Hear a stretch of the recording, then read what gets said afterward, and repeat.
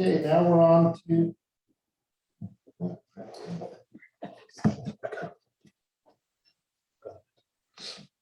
Okay. So we're on to 3.1 delegations. The Diana Tessick from the Specialist Environmental Health Officer, who's on page 5. She also Diana, I don't see her in the participants list, but Diana, if you're here under a different name, please raise your hand on Zoom and I can allow you permission to speak.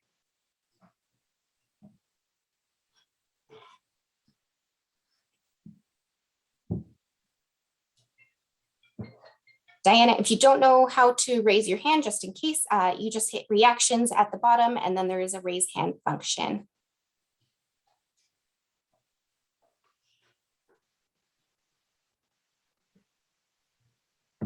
Okay.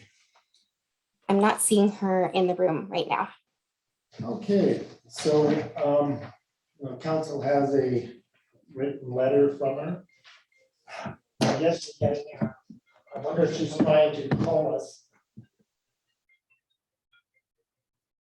Jack, hold it.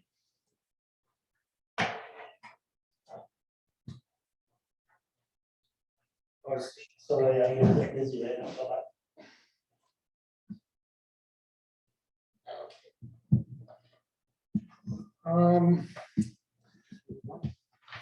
So we're on to 3.2, Jennifer Thoss.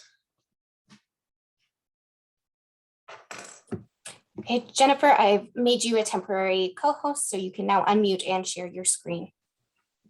Excellent, thank you. Thank you very much for the opportunity to speak today. We appreciate it. My name is Jennifer Thoss. I'm a homeowner in Lytton, and I'm proudly speaking on behalf of this delegation. It's been 105 days since the Lytton fire, and our hope is that this delegation jumpstarts some meaningful dialogue between the village of Lytton and our residents. I'm going to go ahead and share the screen here, and I'll start a PowerPoint. Okay. Current slide. See if I can do that. Has everyone got that on their screen? Yes, we can see that. Excellent. Okay, so we're going to be discussing these slides today. So the general outline of our dialogue is around who the delegation is, some specific ideas around consultation and communication. We also have some comments on the rebuild. We've broken that into part 1 and part 2. And slide 7 will be questions that have popped up from residents while we've been putting together this delegation. Here we have a map of Lytton. This image is from a photo I took off the office wall in the Village of Lytton office. The red is commercial properties, yellow is residential, and green is community or amenity space. You know, some of it's CN there, you can see. The X's, the blue X's, represent 59 businesses and homeowners that support this delegation. We've spoken to each and every one of them. In addition to supporting this delegation, those X's represent an incredible skill set. We have a ton of research and a potential workforce that has not been tapped into, and those X's represent those people and this delegation. So here in slide 3, we have some recommendations for motions that the Village of Lytton should consider passing. As we've been meeting, we've had some informal, virtual Zoom cafes with Lytton residents. We've been meeting for coffees, and there's been a lot of talk. And the overwhelming sentiment from residents is that we would like to be involved in the recovery and rebuild process. Specifically, we would like to be consulted on our vision for our community. Immediately after the fire, the provincial government committed to rebuilding Lytton to be a, quote, model community for the future, which sounds great. But when will we, the property owners, business owners, residents, and community members, represented by this delegation have the opportunity to express our concerns and share our collective knowledge and experience with those making decisions on our behalf. With that in mind, the individuals represented by this delegation respectfully ask the Village of Lytton to pass a motion, and I noticed that we're doing that for this meeting, so thank you, to record all Village of Lytton public Zoom meetings and to make them available on the Village of Lytton website within 72 hours of said meeting. We also ask that speakers identify themselves with their names and positions when first speaking, and preferably with their cameras on. We also ask the Village of Lytton passes a motion to establish working groups and committees where residents might have the opportunity to give input into the rebuild and recovery of Lytton. Initially, for example, on the interim housing committee. We also ask that the Village of Lytton considers passing a motion to give residents every possible opportunity to be considered for positions and contracts pertaining to Lytton's recovery and rebuild. We ask that requests for proposals and job postings be openly advertised and that all procurement processes are transparent. We also would like a motion passed that the Village of Lytton formally requests that all contractors, such as on-site restoration, the province of British Columbia, the federal government, give preference to qualified Lytton community members when filling rebuild positions. There's a few listed there as examples. There's plenty of positions I'm sure that will come available. We also have a vested interest and an understanding of our village.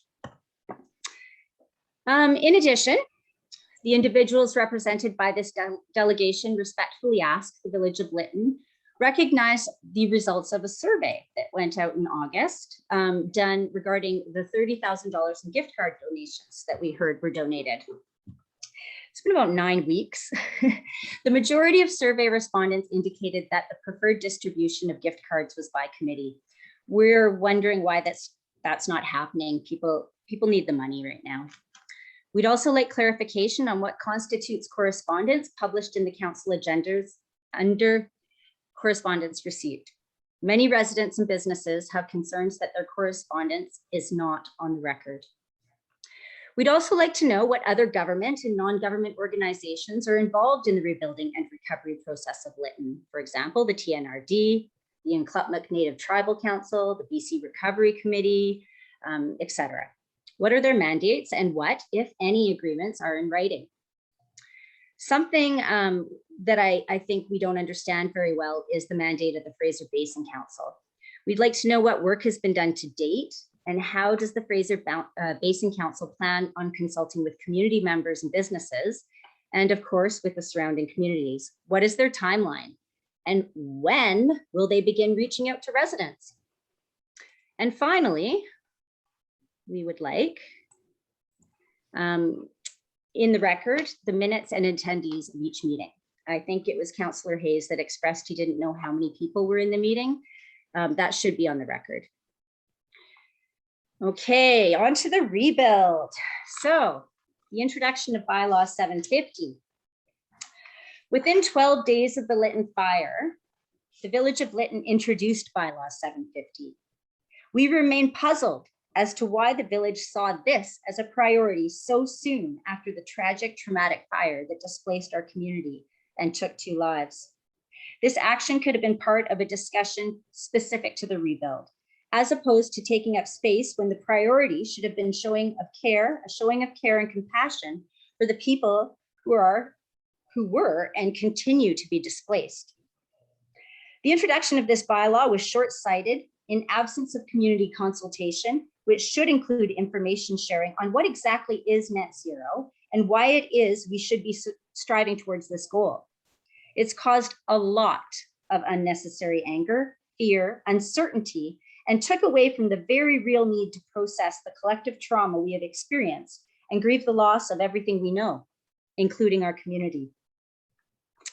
So we ask that the council immediately pass a motion to table this bylaw until such time that there's been meaningful engagement, education, and involvement of the community. This delegation has many questions and concerns around supply chain, contractors, funding, sustainability, Village of Lytton capacity, timeline, and rationale. Most insured residents, like myself, have a 2-year insurance window to settle and or build to avoid litigation with insurance companies. Delays to the rebuild and property access are causing undue hardship, anger, depression, and anxiety for this delegation and others. The clear priority of this delegation is getting back to life in Lytton as soon as possible. And therefore, we respectfully ask that the council focuses on the establishment of infrastructure, services, and access. And it's worth noting that the City of Vancouver suspended all net zero building permits due to capacity for timely processing costs and a backlog of applications. Paul Mokry, the Vancouver City manager, was quoted in the magazine Western Investor as saying, "This regulatory complexity combined with technology gaps, COVID-19 impacts, and resource consequences as a result of decreasing revenues led to an unsustainable imbalance between application demand and staff capacity to process that demand." Staff capacity to process that demand. That is the City of Vancouver. Some other issues that came up in our discussion, one is around wood heat. We'd like to go on record as a delegation that 100% of this delegation support wood heat remaining an available option for a heat source in homes and businesses. This delegation understands that insurance costs may go up and accept that and any other liability associated. Many elders and low-income residents have depended on this as their primary heat source. Many just enjoy a wood fire. The power goes out in Lytton many times every winter, sometimes for 12 hours at a time. And almost all residents depend on a wood stove or a fireplace as a secondary heat source. This is a priority of our residents. I'm not sure if the village knows that. And as you can see highlighted and in big red, something that's been very difficult on our residents and businesses is that we haven't had access to our properties where a lot of other people have.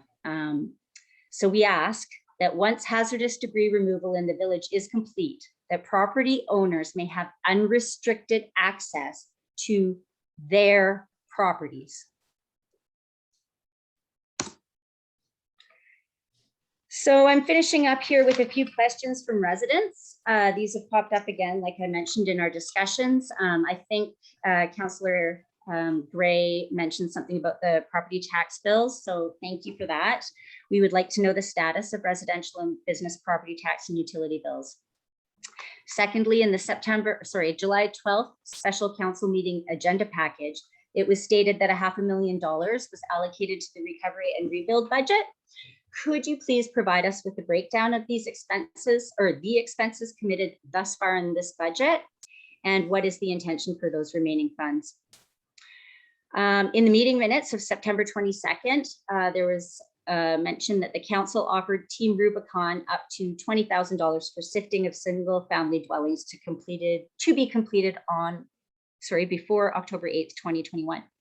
Did this funding come from the recovery and rebuild budget?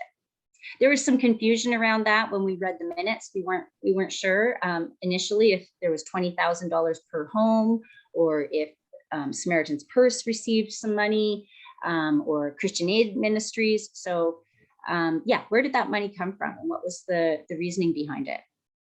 Number 4, what is the status of the Village of Lytton's insurance claim? What does our insurance cover? Are they going to fix our sewers and our water lines and help with the underground services of hydro? We don't know. So we'd like clarification on that. Also, anecdotally, we've heard a lot about funding donations, everything from lumber. I have this, well, I'll show you after, but the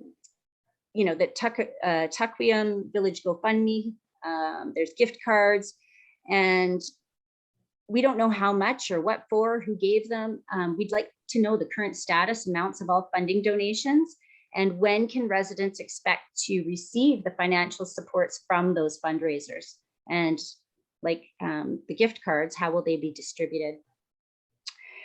And finally, and again, I feel like this is going to be coming up in the news tomorrow morning, but what is the status of correspondence investigation with CNCP Rail as to the cause of the Lytton Creek fire?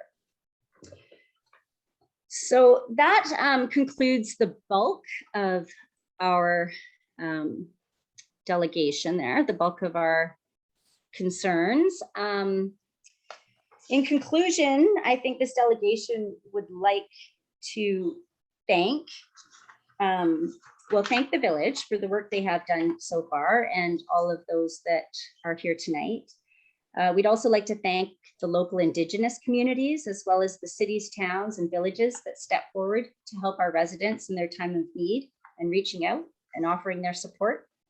I have a lovely quilt here as an example of some of the love that was shown to the village. Thank you for that. So thank you again for your time. And we look forward to perhaps preparing a delegation for future council meetings until such time as there's an acceptable mean of consultation in place. Thank you again very much for your time. Thanks. Thank you, Jennifer.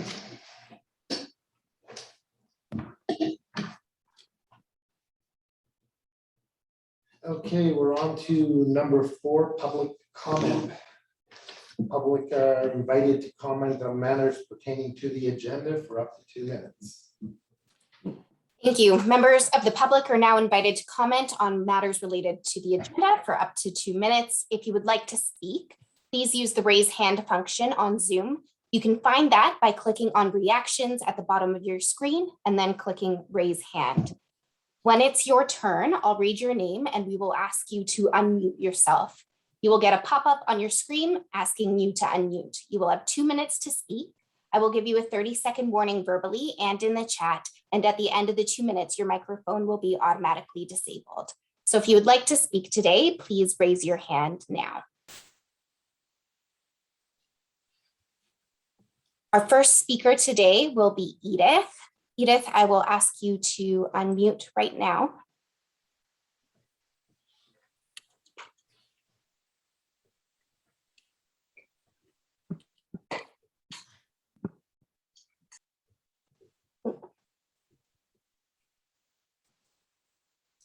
Try that one more time. I saw you unmuted, but you are muted again.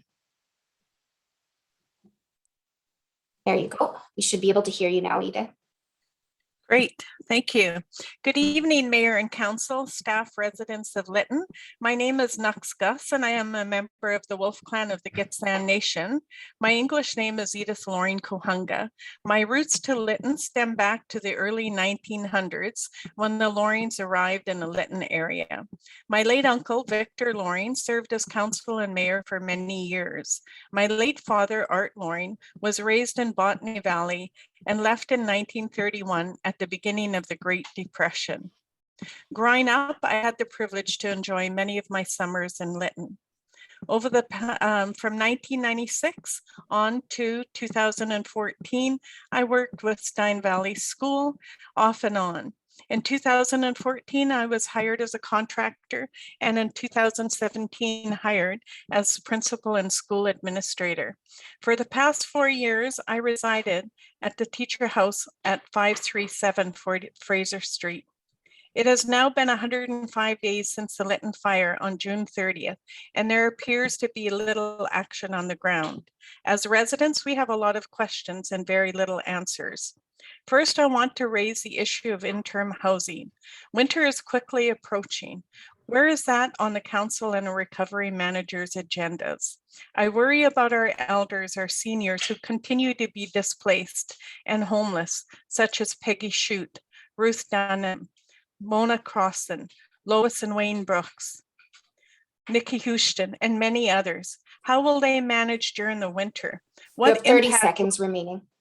Will being homeless have on their emotional, mental, and physical health? Every day lost is one day stolen from them in terms of seeing their home rebuilt. Secondly, I urge you to hold a by-election to fill a vacant council seat.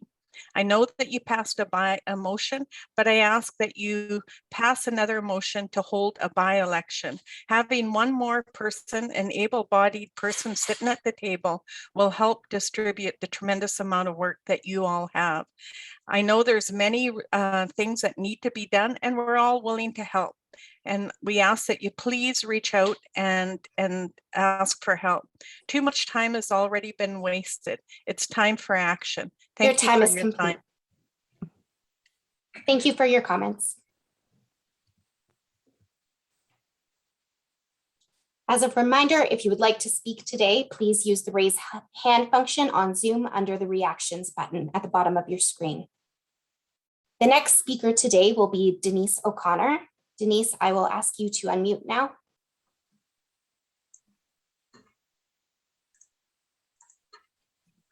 Hi, everyone.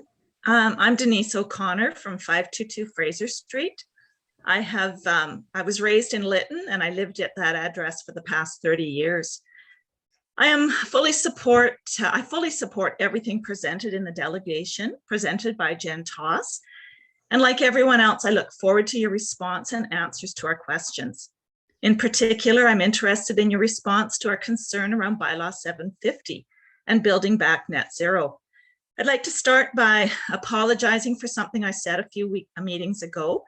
I was wrong with the date that Premier Horgan said Lytton's rebuild can be a case study for North America on building a community for the future. He said it on July 6th. I said June 6th. So he said it just 6 days after the fire. 6 days later, on July 12th council meeting, you discussed support for rebuilding an energy efficient community that included council wants a model zero emissions living community to show the world what every community should demonstrate by the year 2050. And then you passed a motion to develop a bylaw. Out of this came Bylaw 750, a 60-something page document first introduced to us on July 28th when council passed first reading. I have to wonder where and how the idea for the bylaw came about.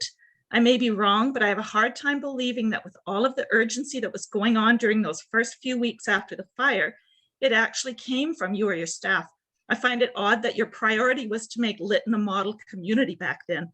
I find it odd that the first inkling was from the Premier on July 6th. Something just seems amiss. Tonight, 30 seconds remaining. Tonight, you'll be discussing a request for a substantial grant to support Bylaw 750. We've heard very little about this bylaw since July 28th and have no consultation, yet you are looking for ways to fund it. The bylaw is definitely on our minds and it's a cause of great anxiety and stress. Again, I look forward to your answers to the questions from our delegation. Thank you. Thank you for your comments. The next speaker today will be Charles or Nani McCann. I will ask you to unmute now. Good evening, everyone. It's nice to see you all. My name is Noni McCann. I live across the river from Lytton on South Spencer Road, and I'm a frequent visitor to your meetings, as you know. And I've been involved in all kinds of things that have happened in the village of Lytton before the fire, and lo and behold, even since the fire, I've been involved in things. So I'd like to just say that I want to continue to be involved in village and the things that happen in our village and the rebuilding of our village. I fully support the delegation and their initiative to reach out to you. And I would personally like to just reach out and say, you have a volunteer here who's always willing to help. And please take advantage of some of these questions. I agree with Edith that another person at the council table is something that should very, very definitely be considered by you as soon as possible, instead of just leaving that seat empty for another whole year yet. So thank you very much for your time this evening and good luck as you move ahead. I'll be there to support you. Good night. Thank you for your comments. Just a reminder for residents, if you would like to speak tonight, please use the raise hand function on Zoom. The next speaker today will be Jesua Lightfoot. Jesua, I'll ask you to unmute now. Okay, thank you. Good evening, everyone. And all of you that know me know I probably have a lot to say. So if 2 minutes isn't a lot, I'll try to hit the high points. And first of all, I'd like to say how much I appreciated today's village update by Tim McLeod.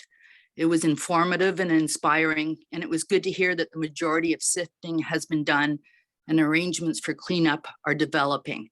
2 weeks ago, it was quiet over there. Now we can see that things are starting to move, and it gives us some hope. This afternoon's committee meeting was also interesting, and I was happy to see that a lot of discussion about interim housing is taking place, and it seems like actions and plans are being made. As far as the agenda tonight, there's several things that I have concern about.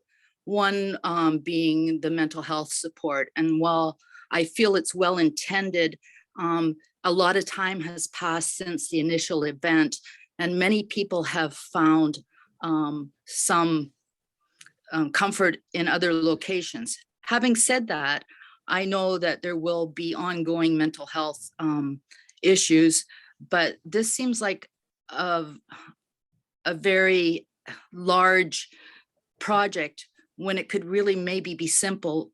Once the village has established its office down at the mill site, the front desk receptionist could easily share that information with anyone that is in need. So there's You have 30 seconds remaining. okay, I just want to say, I'm going to jump to the very end. So the $200 million. If there were 100 homes and businesses destroyed, and if you could give each of them $200,000 to improve the envelope, the heating, the glass, and the solar system,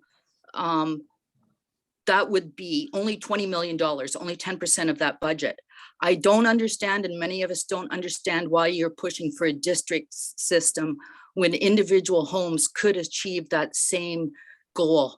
And the ongoing cost of another utility makes it unattractive, and the operational cost and maintenance could be Your time is now prohibitive. complete. Thank you.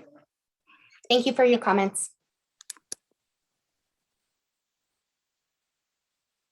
Just a reminder, if you would like to speak tonight, please use the raise hand function at the bottom of your screen. The next speaker today will be Sheila Mcguire. Sheila, I'll ask you to unmute now. Hi, it's Sheila Mcguire. I'm just wondering if you could introduce the people at the table. Certainly can. On my left here, I have Colin Dorland from Steel River. Brian Leach, our counselor, Robert Leach, sorry. Our acting CA, or we have appointed an acting CAO, Ron Matusi, and Councillor Ian Hay, and I'm Jan Polderman. Great, thank you. The next speaker today will be M. Vandrick. I will ask you to unmute now.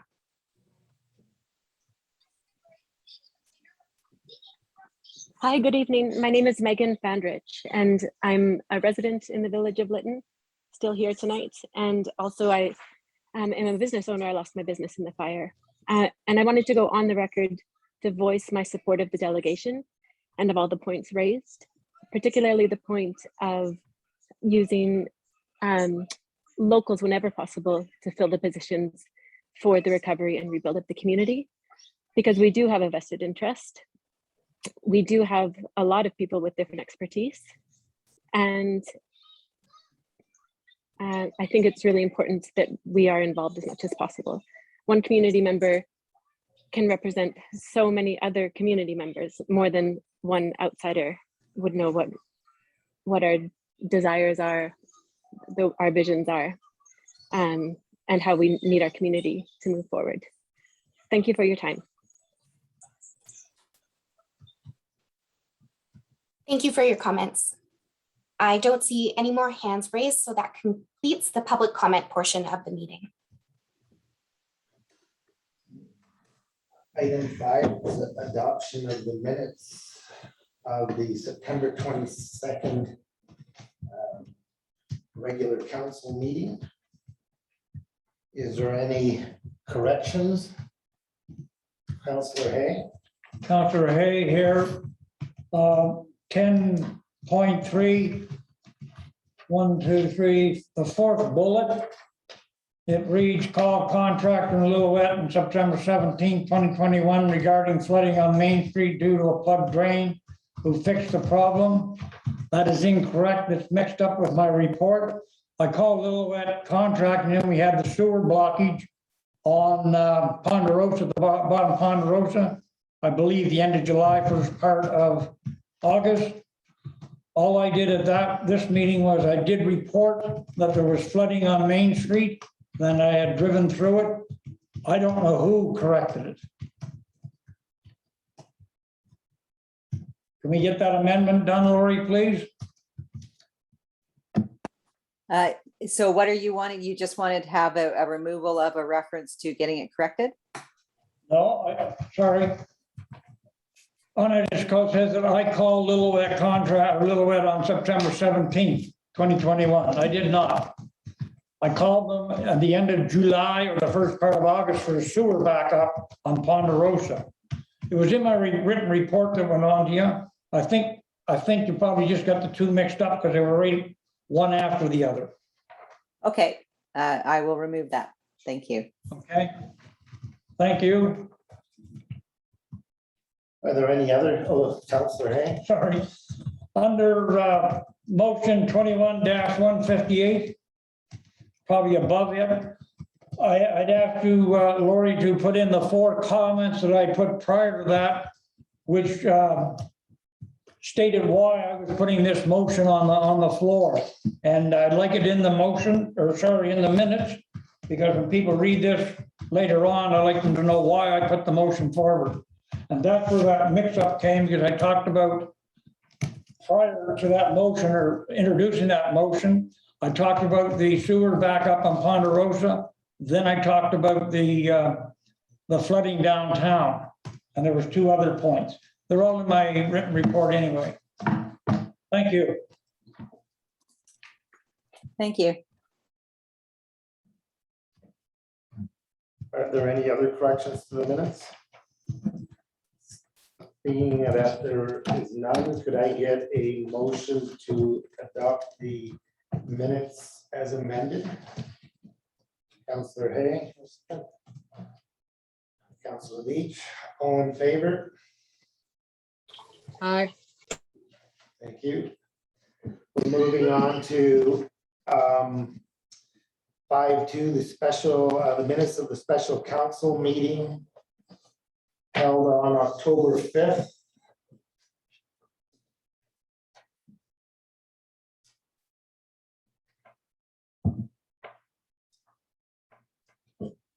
Councillor Hay. Motion 21-167. I believe that one was moved by Mayor Polderman.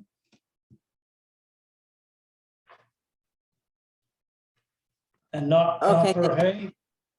Okay, thank you for that. You're entirely welcome. I realize your job is busy. One more. Yes. Motion 21-168.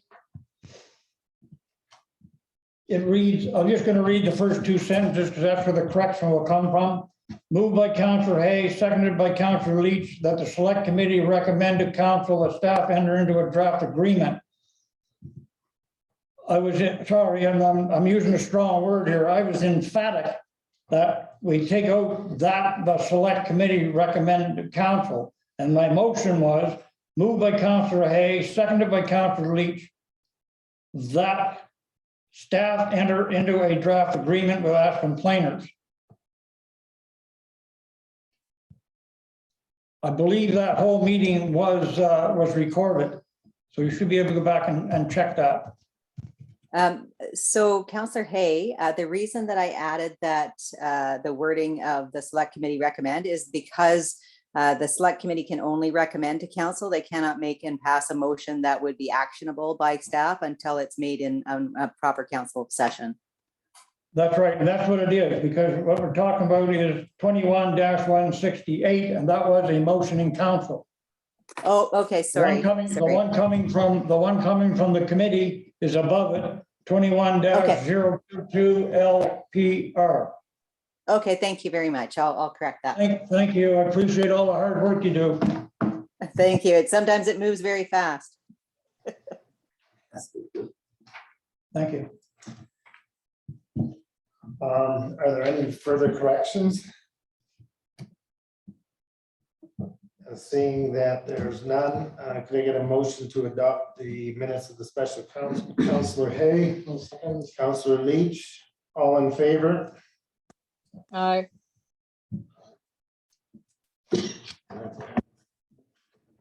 Minutes arising / unfinished business. Minutes there's no business arising from the minutes. So we're on 6.2 unfinished business. So A, rental subsidies for displaced residents.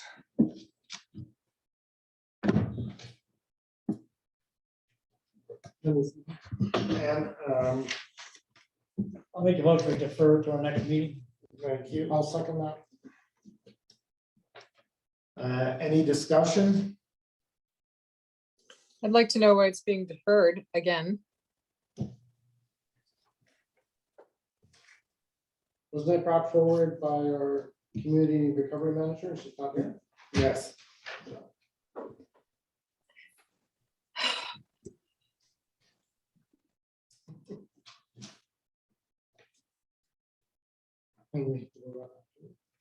All in favor?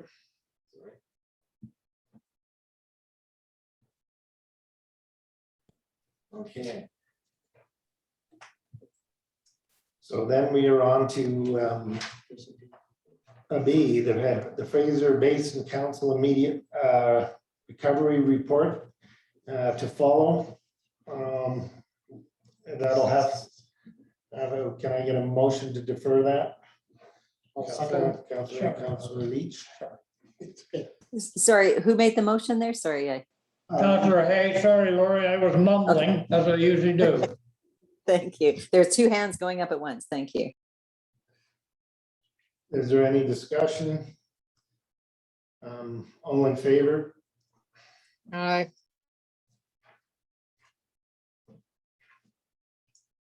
Staff reports.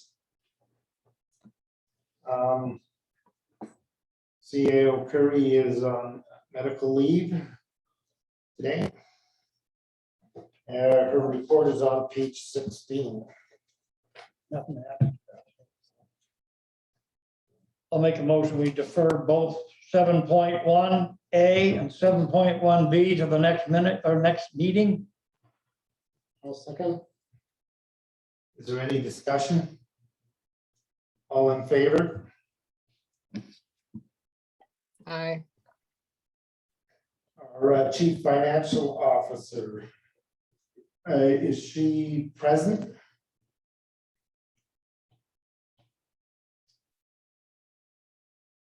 Could I get a motion to defer that to the following meeting? I believe Cammie Haggerty is on the line. Oh, sorry. Okay, thank you. It just took a moment for them to unmute me. Oh, okay, sorry. I know this is difficult to kind of look back a year. This is just a review of the last year's audited financial statements. Can I share my screen, Jasmine? Yes, you should be able to now.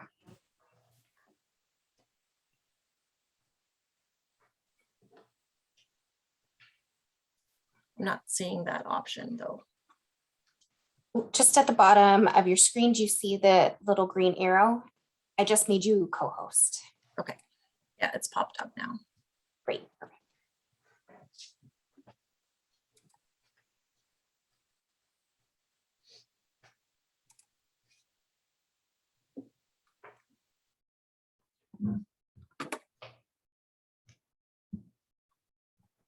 Is that showing now? Yes. Okay.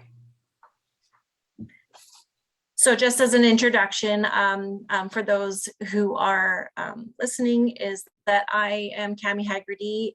I'm with MNP accounting firm, and I have been contracted with the Village of Lytton since last October to help with some, assist with some CFO services. So tonight we're presenting the audited financial statements from the year 2020 that were audited by BDO. So I'm gonna start just kind of just to quickly, we'll kind of do it at a high level, and I will answer any questions as they come up.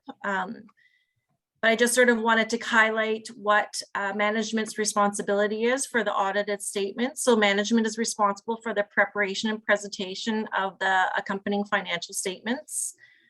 They're responsible for significant accounting judgments and estimates in accordance with the Canadian public sector accounting standards, and ensuring that all information in the annual report is consistent with the statements. Now, the mayor and council are comprised entirely of individuals who are neither management nor employees of the village. The mayor and council are responsible for overseeing the management in performance of its financial reporting responsibilities and for approving the financial statements.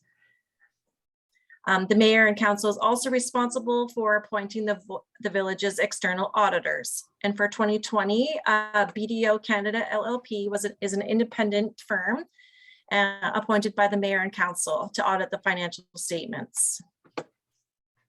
The external auditors had full and free access to meet periodically with both council management and discuss their audit findings. So this is a draft report for discussion, so it's not finalized. Just to kind of talk about the independent auditors report. So this is the opinion from the auditor. So the auditors have stated that in their opinion, the accompanied financial statements were presented fairly in all material aspects of the financial position of the village as at December 31st, 2020. And its results in operations and cash flows for the year that ended in accordance with the Canadian public sector accounting standards. There is a special paragraph in the financial statements, and it's called an emphasis of matters. It doesn't modify the opinion in any way, shape, or form, but it does want to draw attention to one of the notes, number 18 of the financial statements, which indicates that they're subsequent to the year end.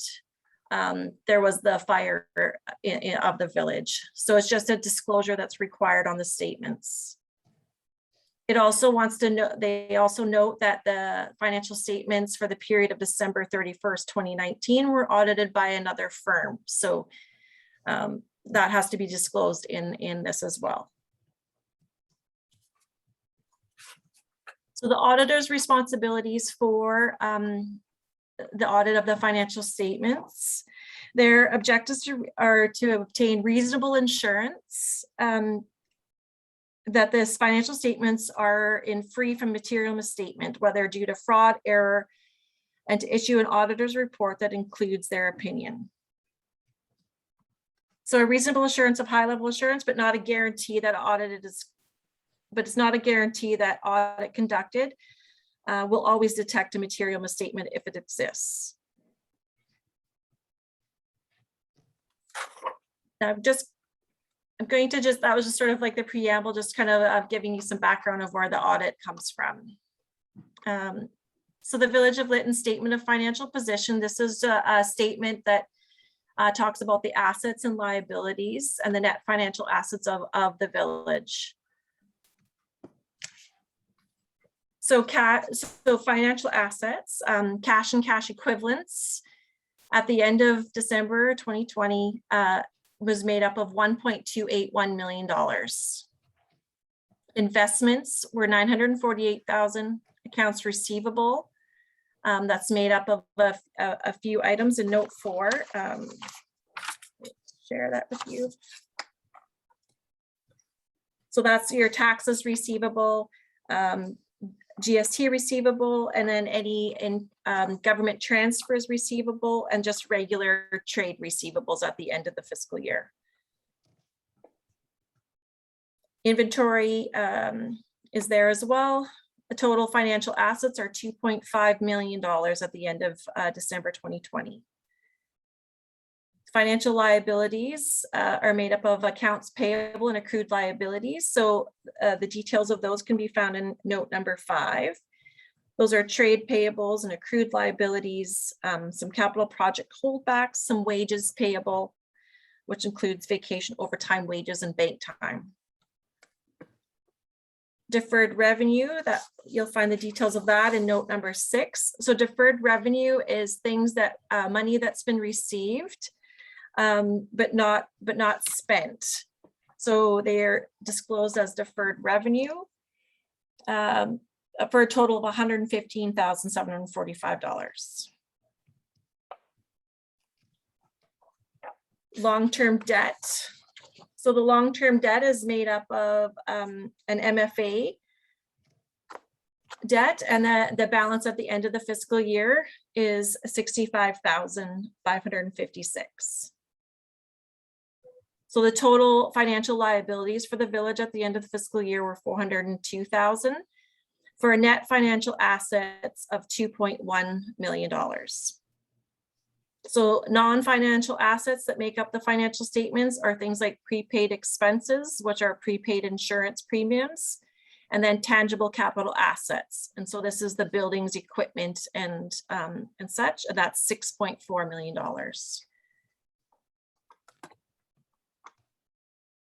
So the total accumulated surplus, so the sum of all of those is $8.572 million.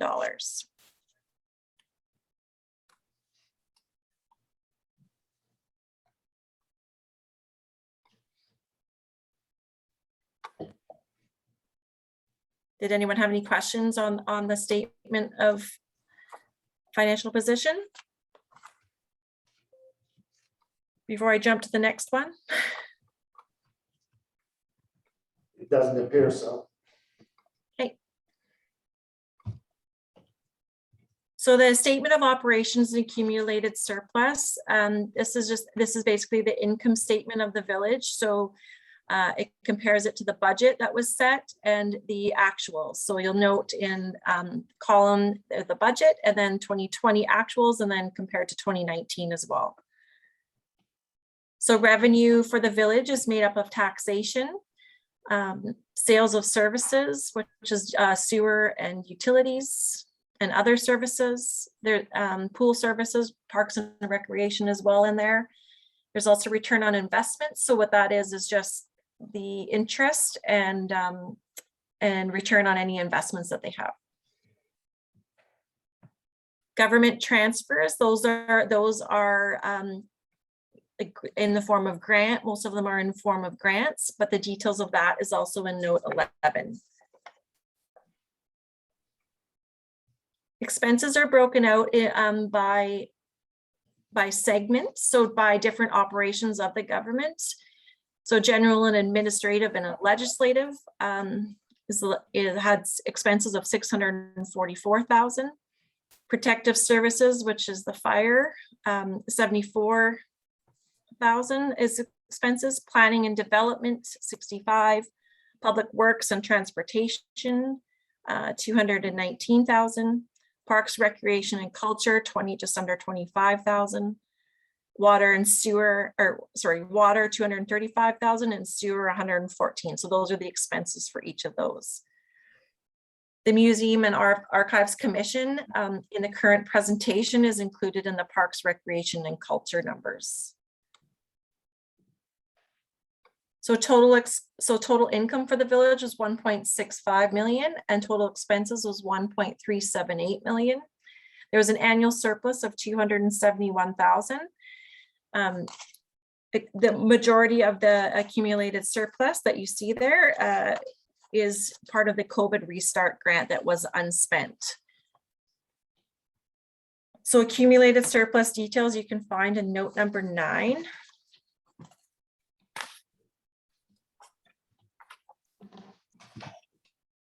Councillor Hay, Tammy, can I ask you a question? Sure.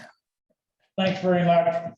Under expenses, protective services, part of that 417 is a capital cost, wasn't it, for a new fire truck? The fire truck is not in that 74,000. So protective services was 74. Or are you talking about the revenue or no? Under expenses, protective service has $417,870. Oh, that was, sorry, that was the budget. The budget was in there, and yes, you're right. That was for the fire engine, but that did. Capital cost was in there. Thank you very much.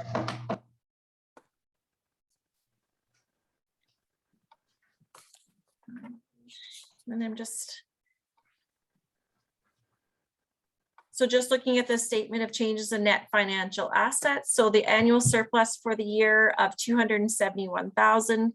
There was acquisition of tangible capital assets of 217,000 during the year. And then the amortization, which is a non-cash item, but it's just the depreciation of the capital assets, was 175,000. So netting out to 42,000. So the changes in prepaid expenses, 11,000. So increase and in the net financial assets for the year was 217,000. And then we're ending at the net financial assets at the end of the year of 2.105, which is what we talked about on the first page.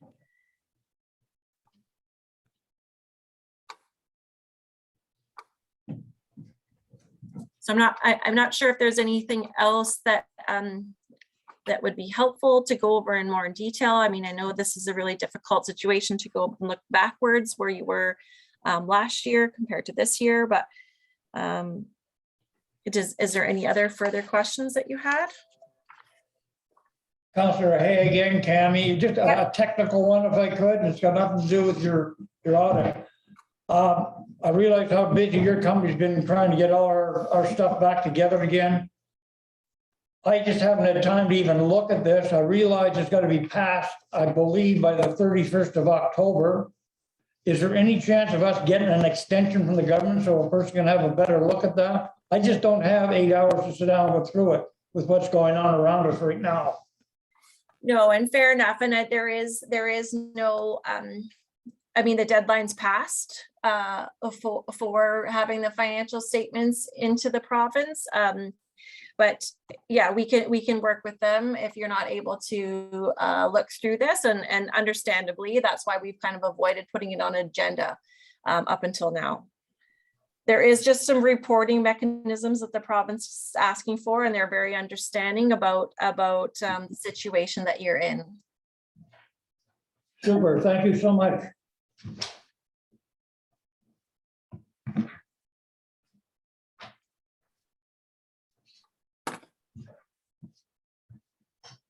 Okay.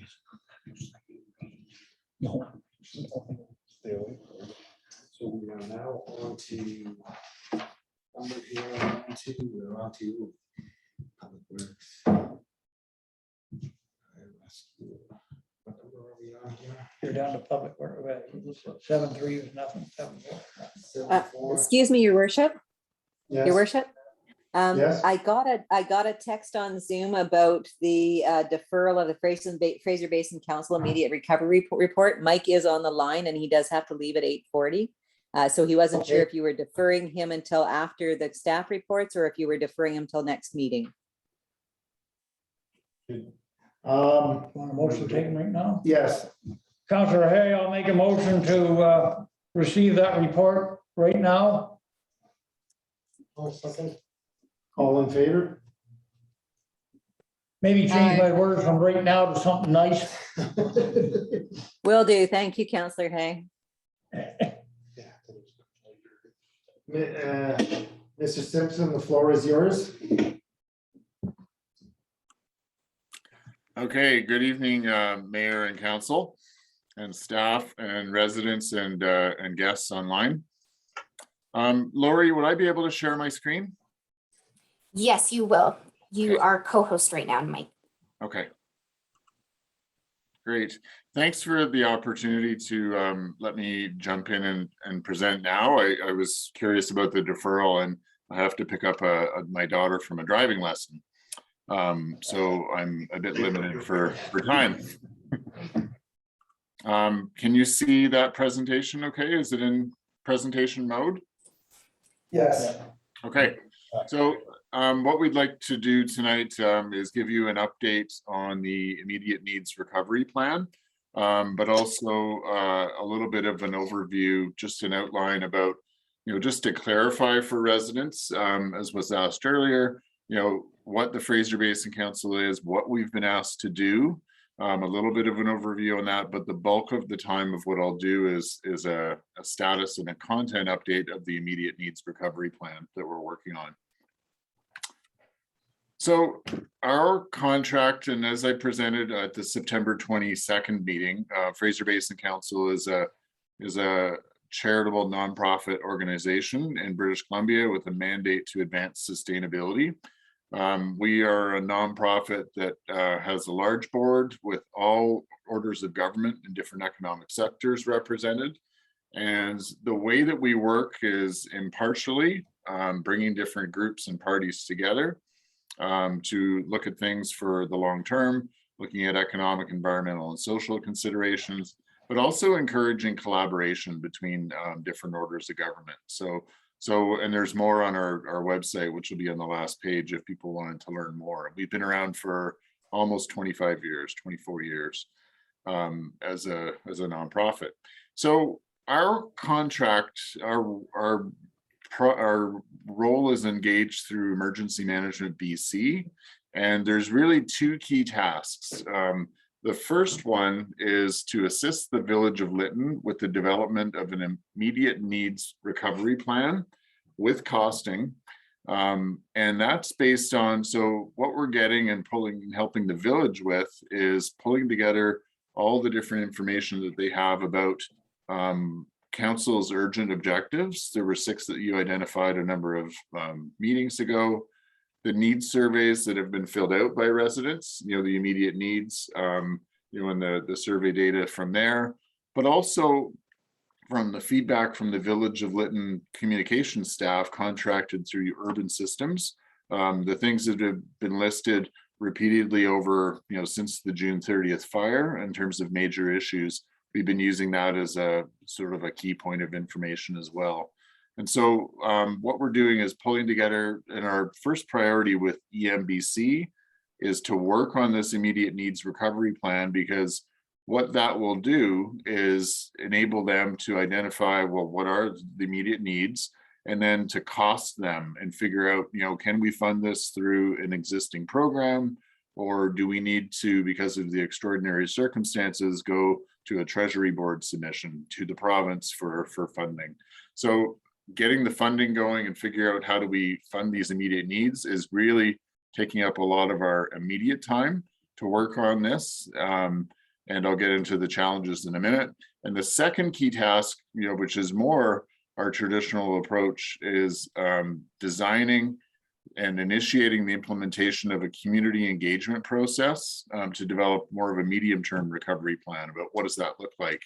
And that is involving the Village of Lytton, all the residents and businesses, not just in the village, but also in the surrounding area outside, who use the Village of Lytton as their core service area, for different services that are needed, where it's your downtown, and also all the surrounding in Lakatma communities, notably Lytton First Nation, Kanaka Bar, Siska, Nikuman, and I'm forgetting one, Scapa, the immediate ones in the area, but also the people living in the surrounding regional districts. So to, the delegation's earlier points, we'd like nothing more than to start on that process to do that engagement, but we've been tasked by EMBC to really work on this immediate needs piece first to get the money flowing to address all these immediate needs. And so based on that, we are working on a draft plan, but I don't have something to share with you tonight, but we will be coming back later. But in essence, this is a demonstration of what that plan is based on. So front and center, as the name suggests, the residents' immediate needs are what's driving it. And that's in the center of, what's driving this plan in terms of all the things that need to be costed so that EMBC can then figure out, do we have an existing program for this? or do we have to go for a unique Treasury Board submission to fund this because of the circumstances? So I'm just going to touch on each of the 6 bubbles on the outside of the residents' needs are each of your urgent objectives or different elements of the plan, and just touch on them briefly. So, and these aren't prioritized, but I'll start at the top. Safe return and re-entry. Of course, you know, safety is paramount for everybody. There's lots of concerns about, I know there's desires for residents to get back to their properties, but the liability and the concerns about you know, lifting the evacuation order, given the environmental hazards that are there, the possible geohazards and other concerns are really critical. So basically the whole section on safe return and re-entry identifies all those pieces that may not have been done yet and all the steps that need to be done. Excuse me, Mike. Yeah. We're still on the first page in terms of what we're seeing on the screen. We haven't gone to different pages with you. Oh no. Okay. My apologies. I'm gonna fix that. I always have this problem with PowerPoint. My apologies. I'm just gonna leave it not in presentation mode, but can you see that now? And I'll just go through the slides like this.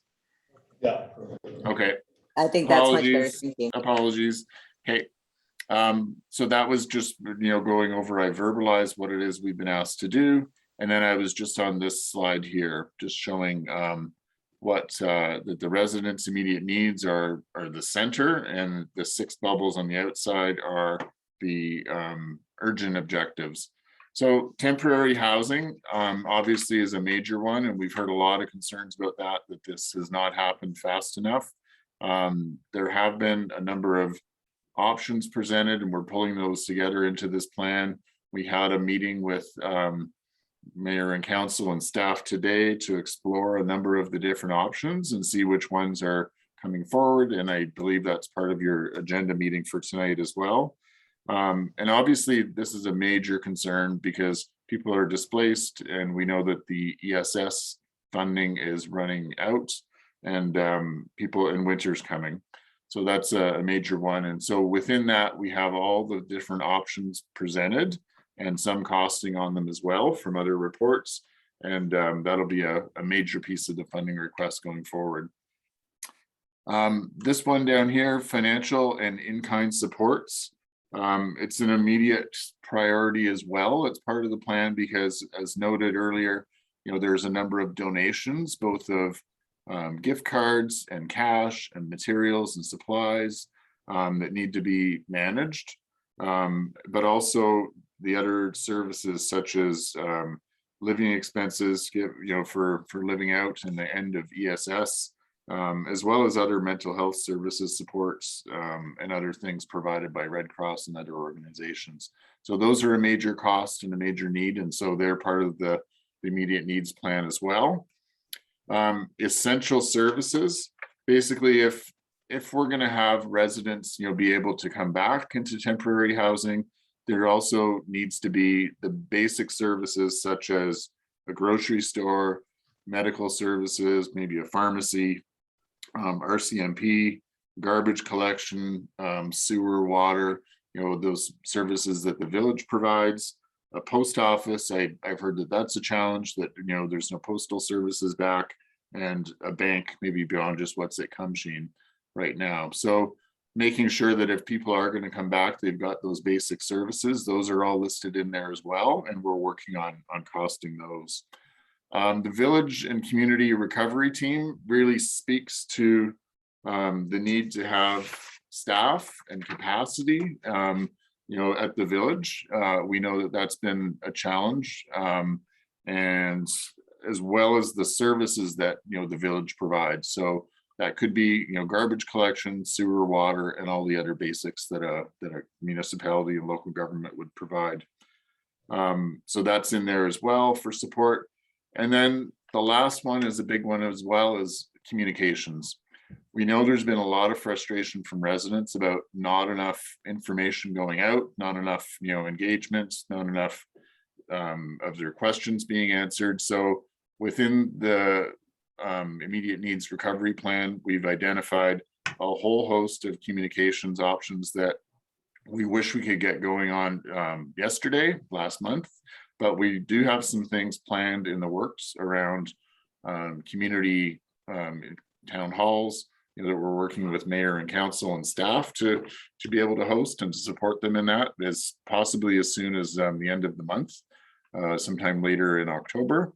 As well as there's some good news in terms of EMBC being able to provide some resources to do some additional resident engagement in terms of filling in some of the gaps from the initial survey needs that were done later in the summer.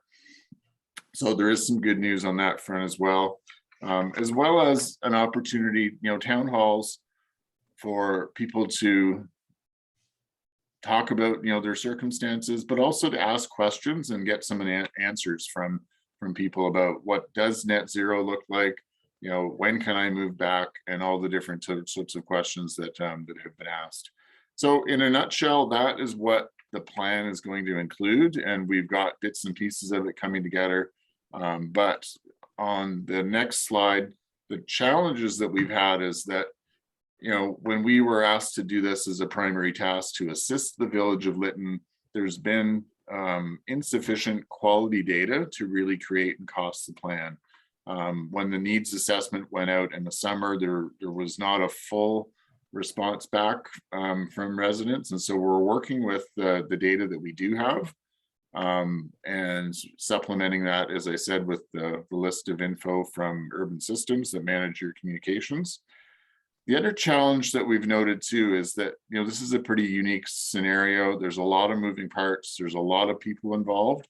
And every time we get going on something and realize that, oh, there's something else underway that we weren't made aware of, that info that isn't fully shared up front, makes us kind of have to pause and, make sure we gather all the pieces. So pulling together this plan has been challenging for sure. As I noted, that third bullet, EMBC, just in the last couple of days has agreed to help with more resident engagement, as well as a number of other steps to help with this plan. But our deadline, which already was extended, is we will have a draft plan to EMBC by the end of the week. That's Friday, October 15th. But it will be a living document, and the intent is, as more details will be added, as more info comes in, we will present again to council on October 27th with the full intention, hopefully, that it can be shared with everybody in the community so that they see what's in it. So with that, I would have questions for mayor and council. What do you think? I know that's a high level overview, but it's based on your 6 urgent objective areas. Do you think, is there anything else that should be included, as we work with your staff and with EMBC and others on doing this? So Mayor Polderman, I'll leave it at that. Thank you. Does any councilors have any questions?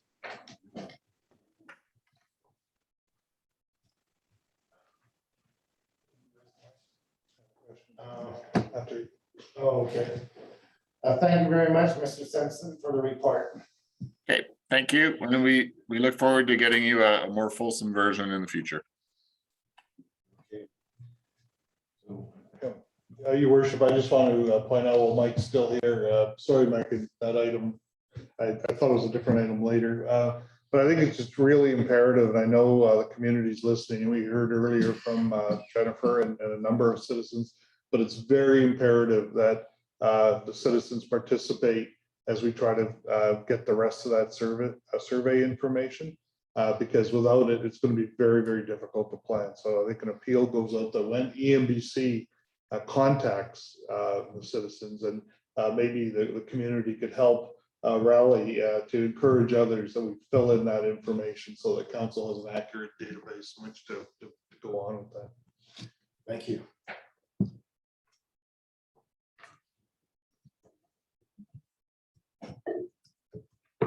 So we are now down to, what number are we on to now? 7.5 works. Mr. Mandel submitted an engineering report on the village office. It was submitted just before the meeting. I move that we defer it to the next meeting,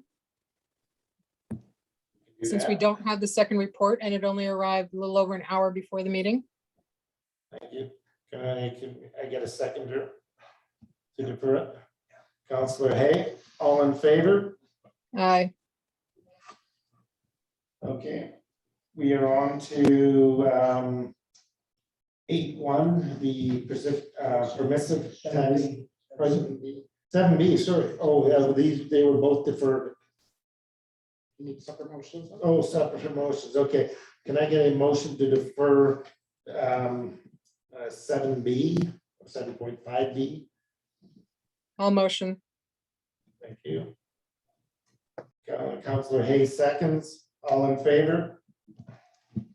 Aye.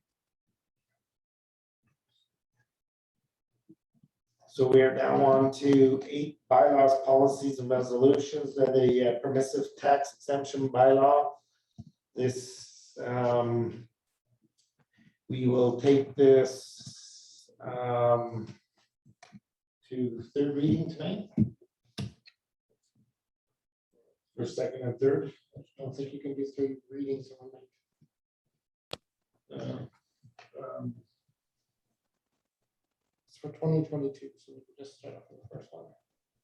Okay. Which one are we? We're working on the bylaw number 706. So we'll take this to the second reading. And this Mayor is- this, Holderman? Yes. This is one of those sort of standard motions that are passed by council that you can do first, second, and third reading at once. Okay, thank you. Just for the general public's information, this is our tax exemptions for churches and a few other properties in town that on a yearly basis, their tax, they don't pay taxes, so this is the bylaw that allows that. So could I get a motion to take this to third reading? All motion. Thank I'll second you. that. All in favor? Aye. So now, thank you. So on correspondence, we received a grant for a 4th Street project improvement to the tune of about $10,300.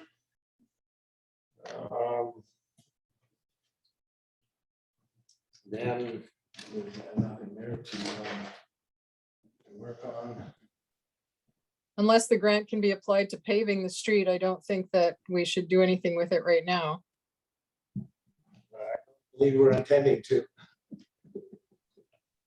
9.2B, I would like to defer the letter going out to BC Hydro, as it does not represent the motion. So I'm going to make a motion to defer the letter going out. Do I have a seconder?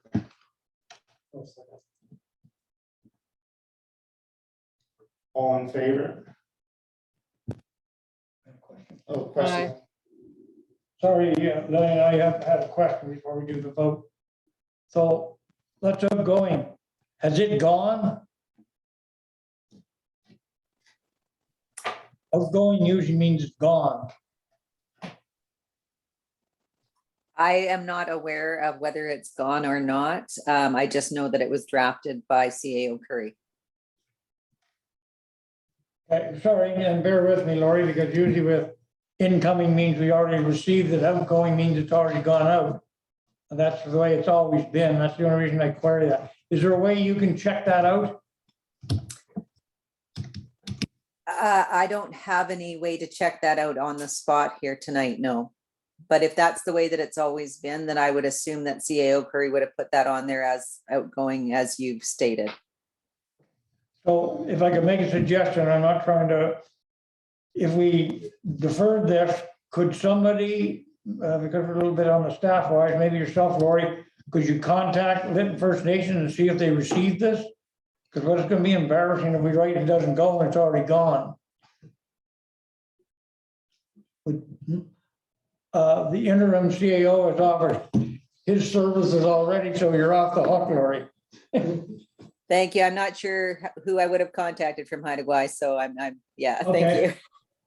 thank you. Yes, we'll defer that to the next I'll meeting. make the motion, we defer that letter to the next meeting. All in favor? Aye. Thank you. The reports from mayor and councilors. Well, I have escorted a whole number of people regarding temporary housing. I've been on a lot of meetings. And I have also been speaking with the government, and I hope to have positive news regarding the demolition cleanup in town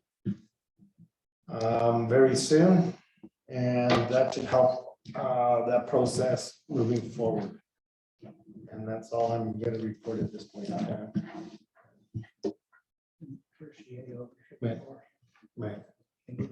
Okay. And for the purpose of this meeting, I would like to appoint Ron Matusi as the acting CAO. You need to take a vote on that, or all in favor? You need a second. Aye. Oh, I'm sorry, who is the seconder? I'll second. yeah.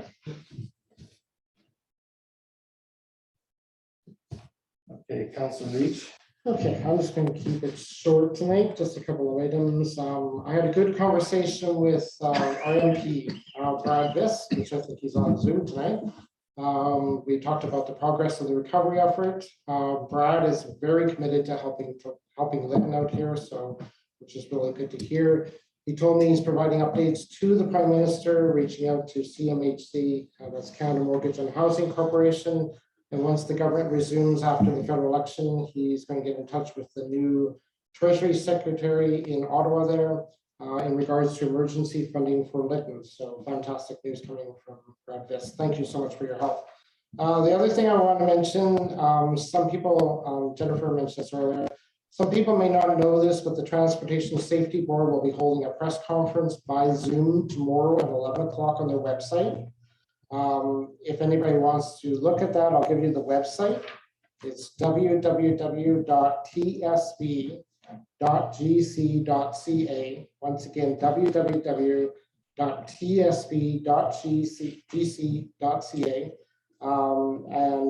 There's also some information that'll be on their website at 10 o'clock in the morning.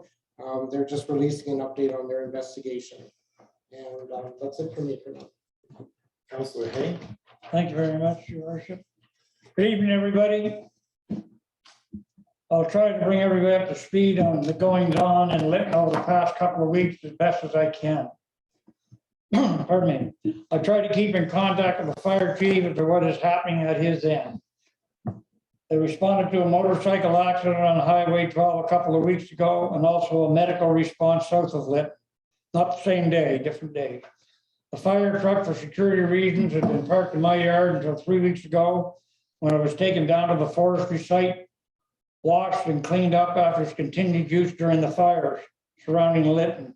It is parked there now for security, as the Rattlers make up a good percentage of our volunteer firefighters. The radio rebroadcast vehicle is still in my backyard, as the antenna for the fire department was lost in the fire. Number 3, in my tour up towards the water intake, I noticed the ambulance parked at Kathy Hibberton's residence, and that certainly boosts my level of feeling safe. Kathy, if you're on here tonight, thank you very much for your dedication. Number 4, the recovery coordinator is doing a stalwart job in the village. He has his headquarters located right beside On-Side Restoration's Atco trailer. Both Tim, our guy, and Tony, On-Side Restoration's guy, meet everyone who comes to their location with a great smile and pass on whatever information the folks may need, which is very comforting to those coming back for the first time.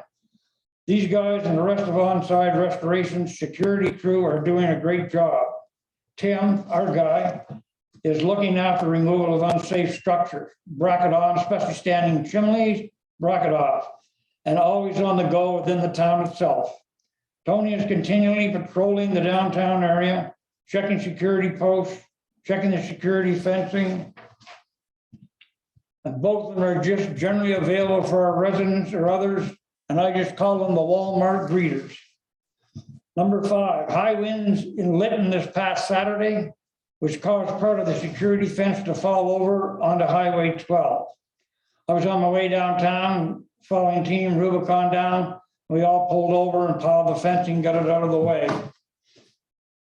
6, I spent a couple of days in the downtown area with the sifting organization, Team Rubicon. Spent one morning at Mona Croston's place in Fraser Street, that afternoon at Jimmy Croston's garage, and another morning at David and Ollie Harrison's place.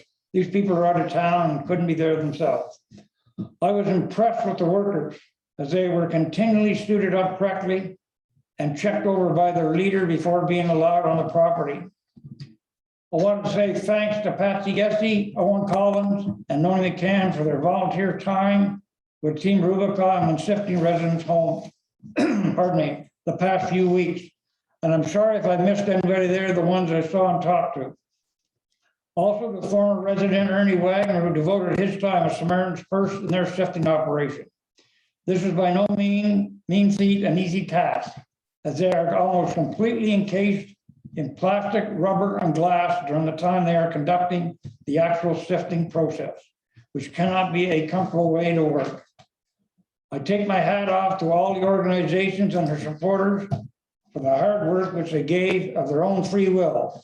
So the village of Lytton got one step closer to its rebuilding completion.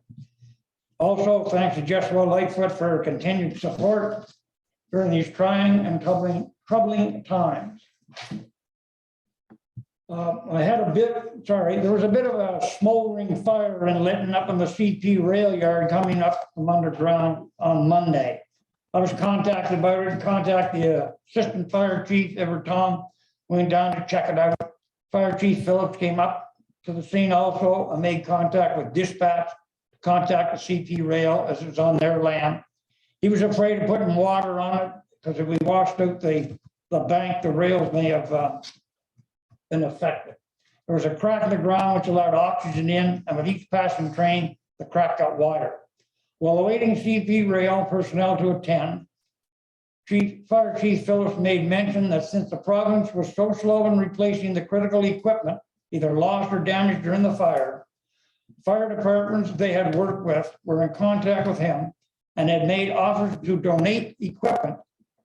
I should put in there much needed equipment to the Lytton Volunteer Fire Department. And they require some type of storage facility like a C-can for storage of this donated equipment. Therefore, if the rest of my council members are in agreement, I would like to put a motion forward. Could you poll me? Sorry. Yes. I've got to have 100% or I can't get it on. So is it okay with you, Lillian, that he puts a motion forward? Yes. Councilor Leach, yes. Thank you. Motion that the fire chief of the Lytton Volunteer Fire Department be giving no more than $7,500 to purchase and have delivered a C-can to his residence in Siska for the storage of donated firefighting equipment. I'm going to need you to slow that down for me, Councillor Hay. Thank you. You want to repeat it? Yeah, I will. I can send this to you anyways. That the fire chief of the Lytton Volunteer Fire Department be given no more than $7,500 to purchase have delivered a C-can to his residence in Siska for the storage of donated firefighting equipment.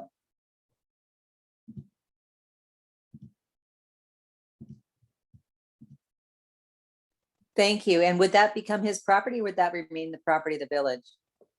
Oh, that will be the property of the village, but it'll be on his place. He's the only place that's got security. Okay, The thank other you. fire department that's there lives in a motel.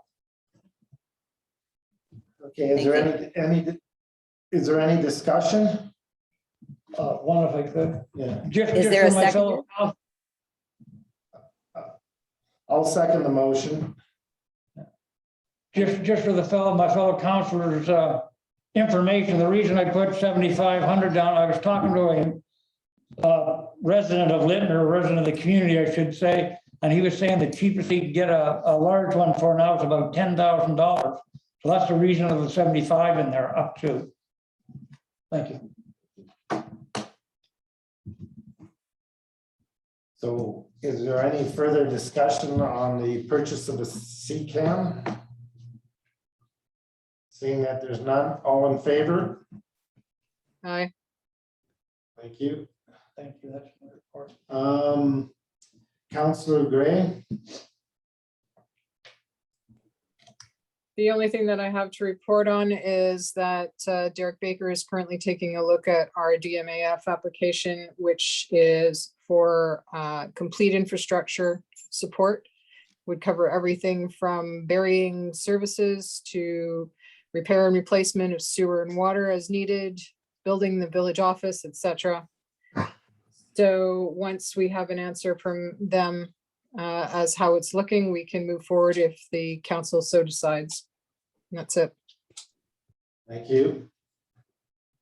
On to 11, reports from committees of council and commission. So Robert, the floor is yours. Okay, so we have 3 meetings that I have to report on.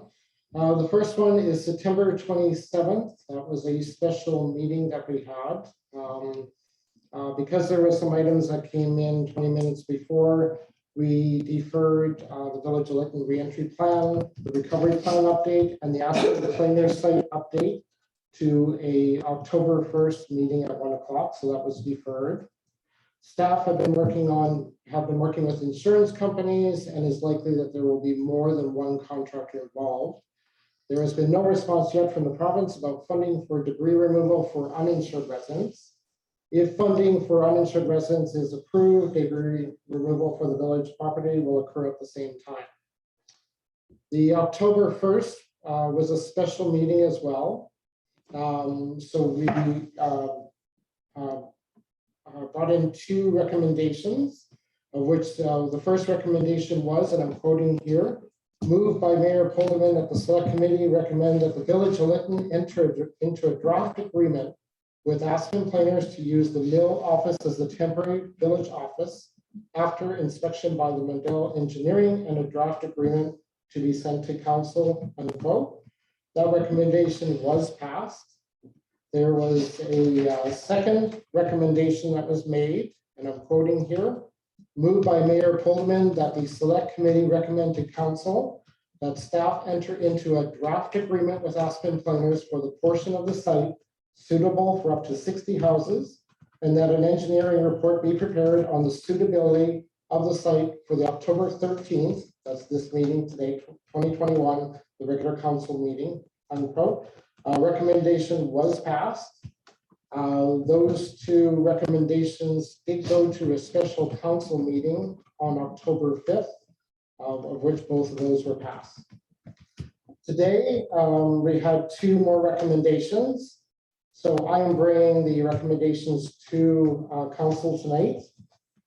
Moved by Councillor Hay that the select committee recommend that council consider and discuss the information received this afternoon from Steel River Energy Services at the meeting this evening to determine whether or not we want to proceed.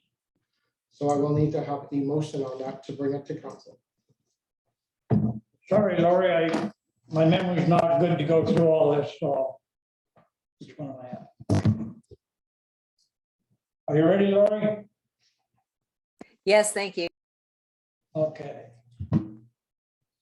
The council consider and discuss information received this afternoon from Steel River Energy Services and determine to proceed with negotiations with them. Don't ask me to repeat it. That's okay. I got that. Thank you. That's the motion. Do I have a seconder? Oh, I'll second it. Now open for discussion. Is there any discussion on the motion? Hearing none. All in favor? Those opposed?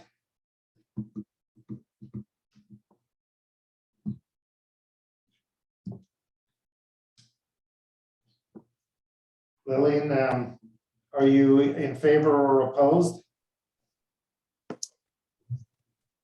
I'm wondering about the RFP process.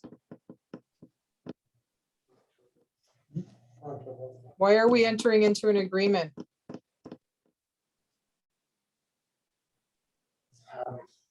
That's due to the late hour. You know, the length of time this has been in the works. And I also am under the understanding that in this situation, we do not need to go out to RFP. Is that correct, Ron? I really can't answer that. My suggestion is that they investigate it and send it forward to council and really get the definitive word. I don't really have an answer from Dawn, you know, at this point in time, but certainly moving it forward to investigate that as an option would be what I'd recommend. Councillor Hank. Lori, please correct me if I'm wrong when I say that, but I think my motion just said to negotiate. We don't have to, we're not signing anything, there's no agreement. We got to flesh out a lot more of what we heard today. That's what I'm after. And the other one, I'll put up this one, if not with them, name me the other one we got on the table right now for our people. Were you wanting to add that to the motion then, or do you want to make a change to them? I can read out the motion as you. No, my motion stands, Lori, but I'm saying my motion didn't even relate to an agreement being made. It's opened it up for negotiation so we could flesh out more of what we talked about today.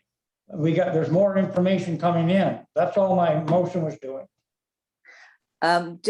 Perhaps I'm incorrect in this, but typically when you're entering into negotiations, it's in anticipation of developing a contract or something.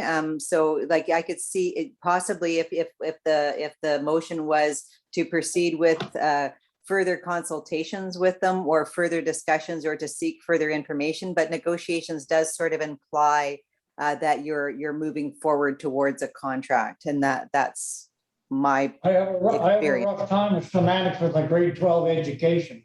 So can we put another word in? I will do a friendly amendment, remove the word negotiation and put in, I haven't got my thesauruses here, so whatever word would be good, I'll go with. To proceed with further investigations regarding their proposal. Thank you very much.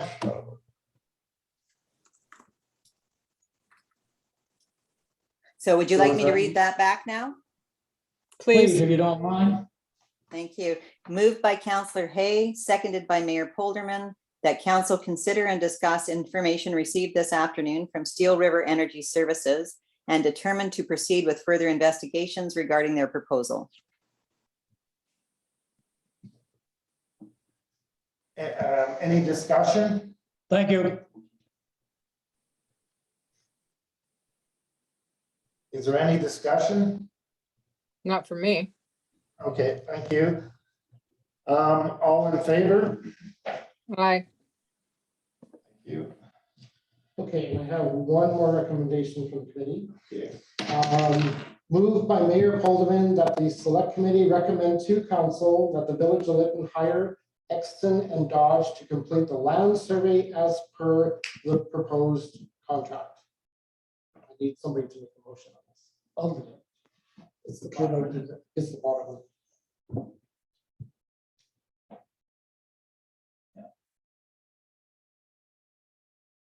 Move that the village of Lytton hire Exton and Dodge to complete the land survey as per the proposed contract.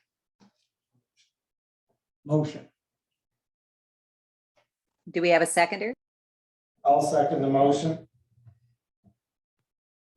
Any discussion? Hearing none, all in favor? Aye. And that is my report. Thank you. We are now on to new business. I don't believe there's any action to be taken on the KP letter. 12.2 is the proposal put forward by Yolanda Hall. Is she on the Zoom meeting? Yes, I Yes. am here. Can you hear me? Yes, we can. So So good would evening. you- Yeah, sorry. Go ahead, I'm sorry. Go ahead. Go ahead, Yolanda. Okay. So good evening, Mayor Polderman, council members, village staff, residents, guests. My name is Yolanda Hall, and I want to acknowledge that I live and work within the traditional territory of the Inclin-Kapama Nation. I'm a 14-year resident of Lytton, and I live on Highway 12, and I'm a business owner who lost my office in the fire. Funds have been allocated that will facilitate the gathering of residents and the mayor and or council members in small groups throughout the Lower Mainland, the Fraser Valley, Hope, Kamloops, Merritt, Lillooet, Lytton, with Zoom meetings for residents who are living at other locations. We're inviting the mayor and council members and or a council member to come and join myself to meet and connect and talk with the residents. Again, in small groups, that would be in person. The proposal is attached to the agenda. The budget notes and terms have been submitted to the village. And if there's passing of the motion that this be allowed to proceed, the funds would be released to the village of Lytton for disbursement towards this project. Are there any questions that anyone would have other than the information that has been provided? Does any councilors have any questions? Councilor Hay? Yolanda, how are you doing tonight? Councilor Hay speaking. I'm doing pretty well, thank you. Great. Can you tell me what the total cost is of your service at the, at the end of this? The total cost that has been allocated and identified would be a total of $25,000. So that's the maximum your service is going to be, and I gather that's coming from an outside agency? That is correct. It's a maximum of $25,000. Thank you very much. Is there any further discussion? Hearing none, all in favor? What, sorry, is there a motion on the table, your worship? Oh, sorry. Could I have a motion regarding this contract? I'll make a motion. If it would help your worship, I did speak to Yolanda earlier and I've drafted a motion that might assist and you can modify it if you'd like. And whereabouts is that at? I will just read it out. It was after okay. agenda went forward. So just, I'll just read it out. So that the Village of Lytton support the Gathering Lytton Community Residents Support Proposal as per the budget notes and terms and conditions presented, utilizing a grant of $25,000 from School District 74 on a cost recovery basis with the contract to begin on October 14th, 2021, and the activities to commence on Sunday, October 17th, 2021, proceeding as outlined until funding is fully expended or other funding is sourced.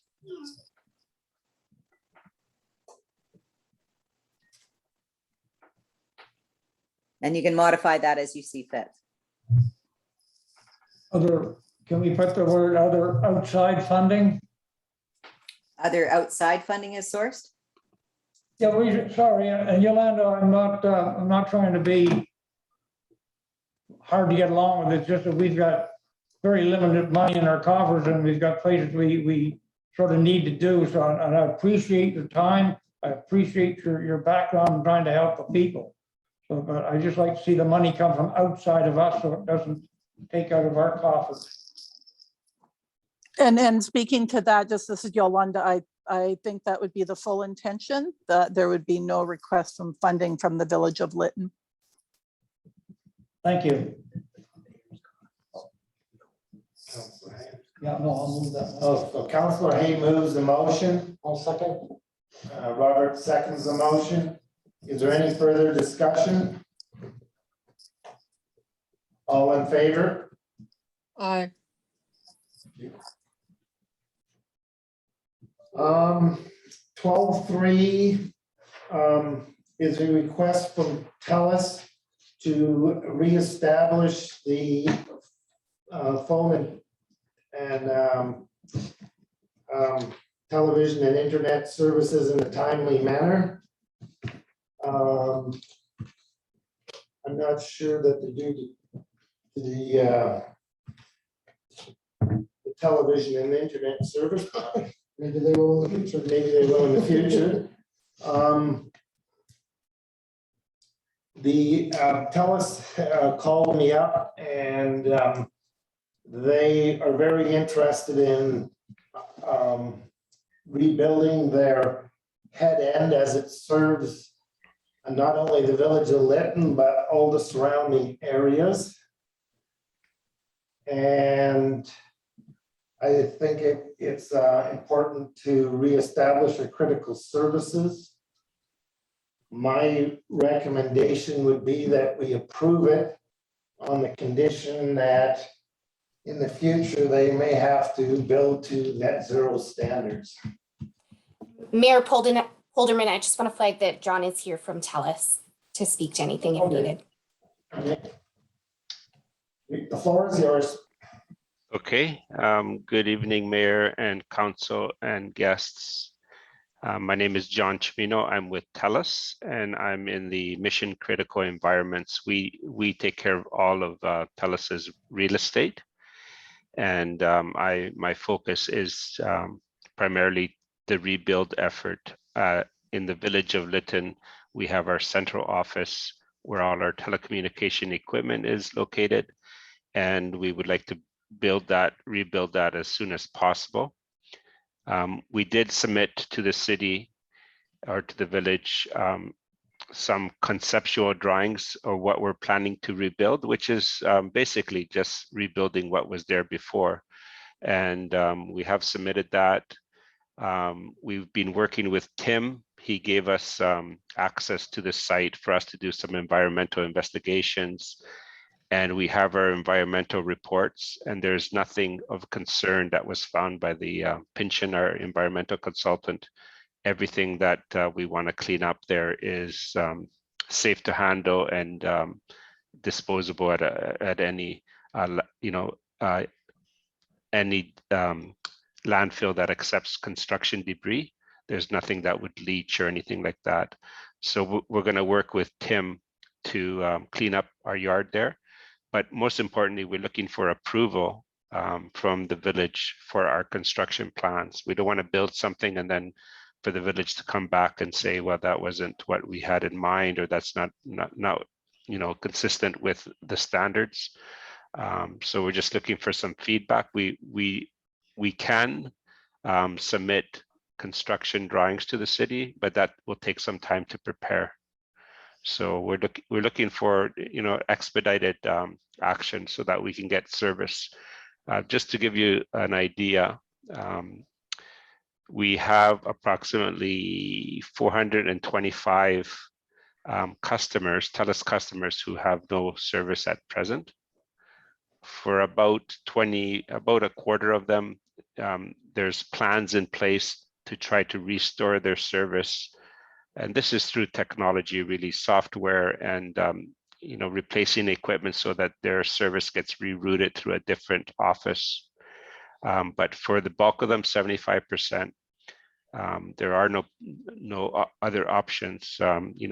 There's always the backup to have a cell phone, but the area doesn't have good reception. Cell phone does not provide very good latency and bandwidth for any business use. So really for the bulk of the residents in Lytton and the surrounding communities, keep in mind that the Lytton office served about 10 or 11 different communities, surrounding communities, and the 425 impacted customers is not only includes Lytton, which is approximately half of that count, but also the surrounding communities. And we have a federal mandate to provide telecommunication, to everybody, right? So, the Lytton outage is affecting more than just the village of Lytton. Yeah, so we're looking for support for our rebuild plans. Mr. Worship, Your Worship, just to say that we certainly today it's a little difficult day to try to get all this stuff down, but would be happy to work with TELUS to see what process we could use. There's really no provision to just waive approval processes, but certainly with the help of the other agencies out there, whether it is the TNRD or others, to come up, because of course today it's TELUS, but there could be other utilities that are also going to need this, and I think it's much better to have a coordinated action so that we all know what the rules are rather than a one-off. So I'd be happy to contact John and to work with him to see what. I have a question. Did you say that you wanted to build it back the way it was? Well, the footprint is similar. Like our plans is to rebuild the telecommunications to the modern standard, which is fiber. So we're not going to be replacing copper, a copper outside plant facility. We're going to be installing fiber, and so all the inner part of the central office will be all fiber telecommunication equipment. It'll look similar on the outside, although it'll be newer. Of course, it'll be new construction, but the footprint is similar to what we had before. And like I said, we did submit some conceptual drawings, and I prepared to go over them now. I don't know if this is the right forum for that, but yeah. The reason I asked that question was during the fire, we experienced utility failures at an alarmingly quick rate.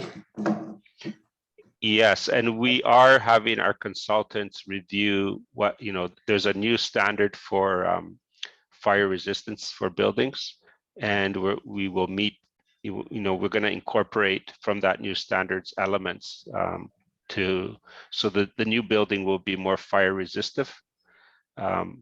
Yeah, so there will be some elements in the new construction to deal with possible future fire. So it will be more fire resistant, the new construction. How we achieve that is still in the planning phases, whether that be cinder block, whether that be hardy board, and how the detailing, we have our consultants working on that as it's in progress. Thank you. If and when you get the green light, how long before I'm going to hear a buzz at the end of my phone? Well, this is what we're trying to set the expectation, because we're in a pandemic, equipment has long lead times, etc. So it could be months. Like we would do what we can to reroute services temporarily to provide cell phone for emergencies. but we need to be ahead of the rest of the reentry folks. We need to be so that we're there when when the masses come, because otherwise they won't have telecommunication services. And I think we saw a presentation today by Mike Simpson. Really, this is an essential service, for business. Things like 911 and all these services we take for granted rely on that central office to be rebuilt. Yeah, sorry, the reason I asked the question is, and it's not into your realm of expertise, but I keep getting bills and I'm being told my cell phone is free while my other thing's out. And the last one I got from TELUS was, I'm losing my credit rating. Oh boy, yeah. Well, a lot of those, yeah. a lot of those messages are computer generated or system generated. So you just need to call in, and I'm sure that they would fix that. Yeah. So Just a quick question about the building itself. Anything that's connecting it to power lines, anything like that, will that all be buried and protected? Yeah, that is still being decided. Like I said, all the outside plant is going to be converted from copper to fiber. The fiber will either ride on poles or it'll be underground. I don't know what the current design will be. I don't know, but there'll be from each home, there'll be fiber from the home to the central office. And this is not just for the village of Lytton, but this is for all the surrounding communities that the Lytton central office serves. So yeah, but the outside plant is either going to be underground or on poles. I'm not sure what the design will be, but we're open to feedback as well, right? Yeah, well, it'd be great if you build a fire resistant building, but if all the wiring is on poles that burn, then that's not really going to help keep the phone lines going. It's true, yes. So yeah, I could get back to you with an answer, but I'm not sure what the design is right now. That'd be great. Thank you. It depends on the terrain. If it's rock, if it's what are we facing? Is there where the water table is, and I just don't know the details for that. Okay. Mike, our intention is to have the hydro lines and the communication lines on the lower part of the village, the underground. Okay. Okay, just want to inform you of that. Yeah, my focus is the building in the village of Litton, so I don't know what the plans are for the outside plant, like I said. So, but we would certainly coordinate that with hydro. We usually share either the poles or the underground conduit or trench for our services. We don't dig separate ones, right? So we would coordinate with BC Hydro. Councillor Hay? I'll make a motion that all non-village utility organizations deal through the interim CAO for organization. I'll second. Is there any So that- further discussion? Sorry, I just want clarity on the motion that all it was utilities. Sorry, I just missed that. Non-village utilities, the water and sewer are ours, we'll look after them.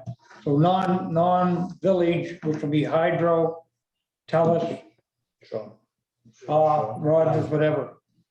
So non-village utility organizations will deal through our interim CAO for direction. Okay, thank you. Thank you. Is there any further discussion? Do we have a seconder?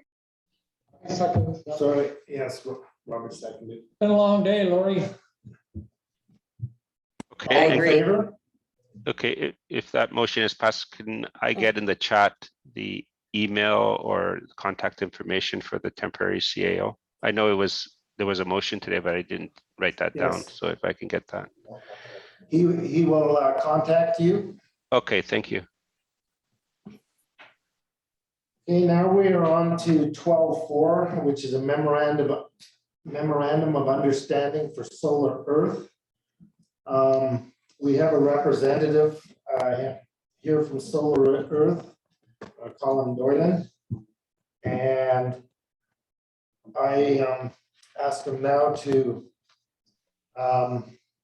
just give an outline of what the memorandum of understanding is. Well, thank you very much, Council. It's a pleasure and honor. Just for clarity's sake too, I also work at the company called Steel River, which has presented the information around the housing, because Steel River has been working with has secured and will be providing the temporary housing for the Litton First Nation. And so we thought it appropriate to present and connect with the village as well. And that Steel River is an alliance partner with the Solar Earth. And so I come on both positions. Solar Earth, we want to maximize community impact, and that's shares the same sentiment with Steel River. Just quickly, Steel River is one of Canada's largest Aboriginal-owned construction companies, and so in working with the Litton First Nation for the temporary housing, we want to maximize, and I think this is a critical point, maximize community impact and the long-term opportunities for Litton and its members as it works on the rebuild, to hire local, to find and actively, proactively find opportunities rather than just fitting people in positions. We make positions that fit people in the residents. I think that's critical. And part of the discussion I've had with Mayor Polderman and the desires I believe that the community has is to be as resilient as possible moving forward, considering the history of Litton, and that there's an opportunity with the rebuild to feature some innovative technologies. And so Solar Earth is definitely one of those. And what it is a paving integrated photovoltaic panel. So it's a solar panel that replaces concrete and asphalt. So your sidewalks, driveways, and parking lots can now become solar panels, where asphalt is typically a sunk cost when you're building infrastructure with no real return. By integrating Solar Earth's panels, it actually provides a return by producing energy that you put back onto the energy grid. So much more resilient community. There's a number of benefits to this. Not just on the production of renewable energy.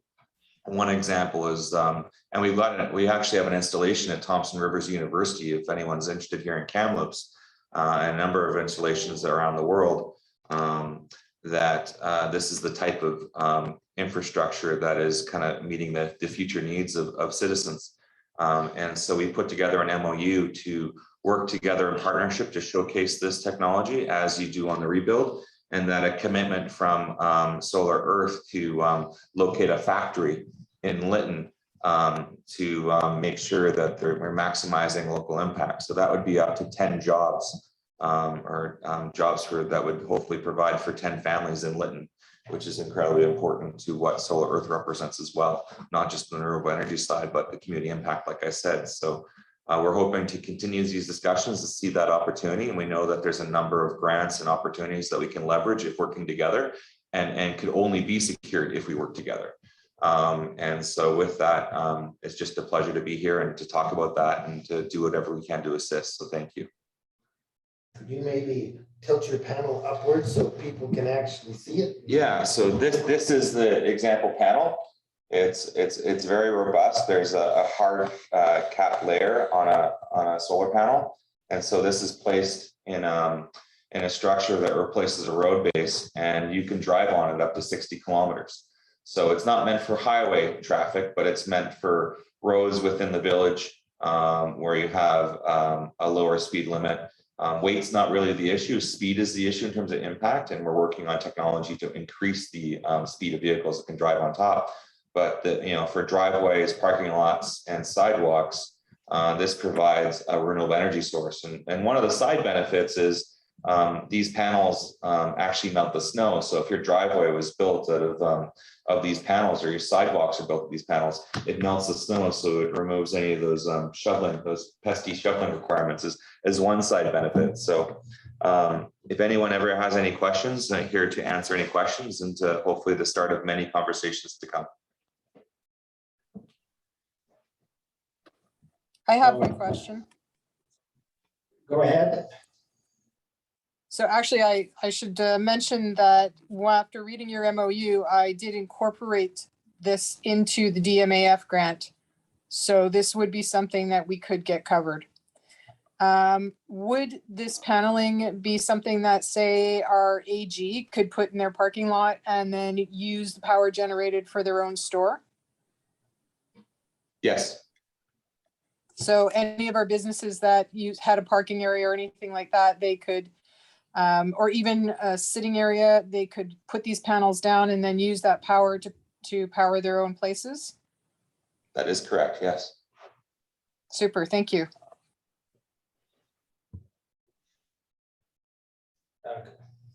Sorry, Go ahead. yeah, thanks. Further to conversation, just have a counselor.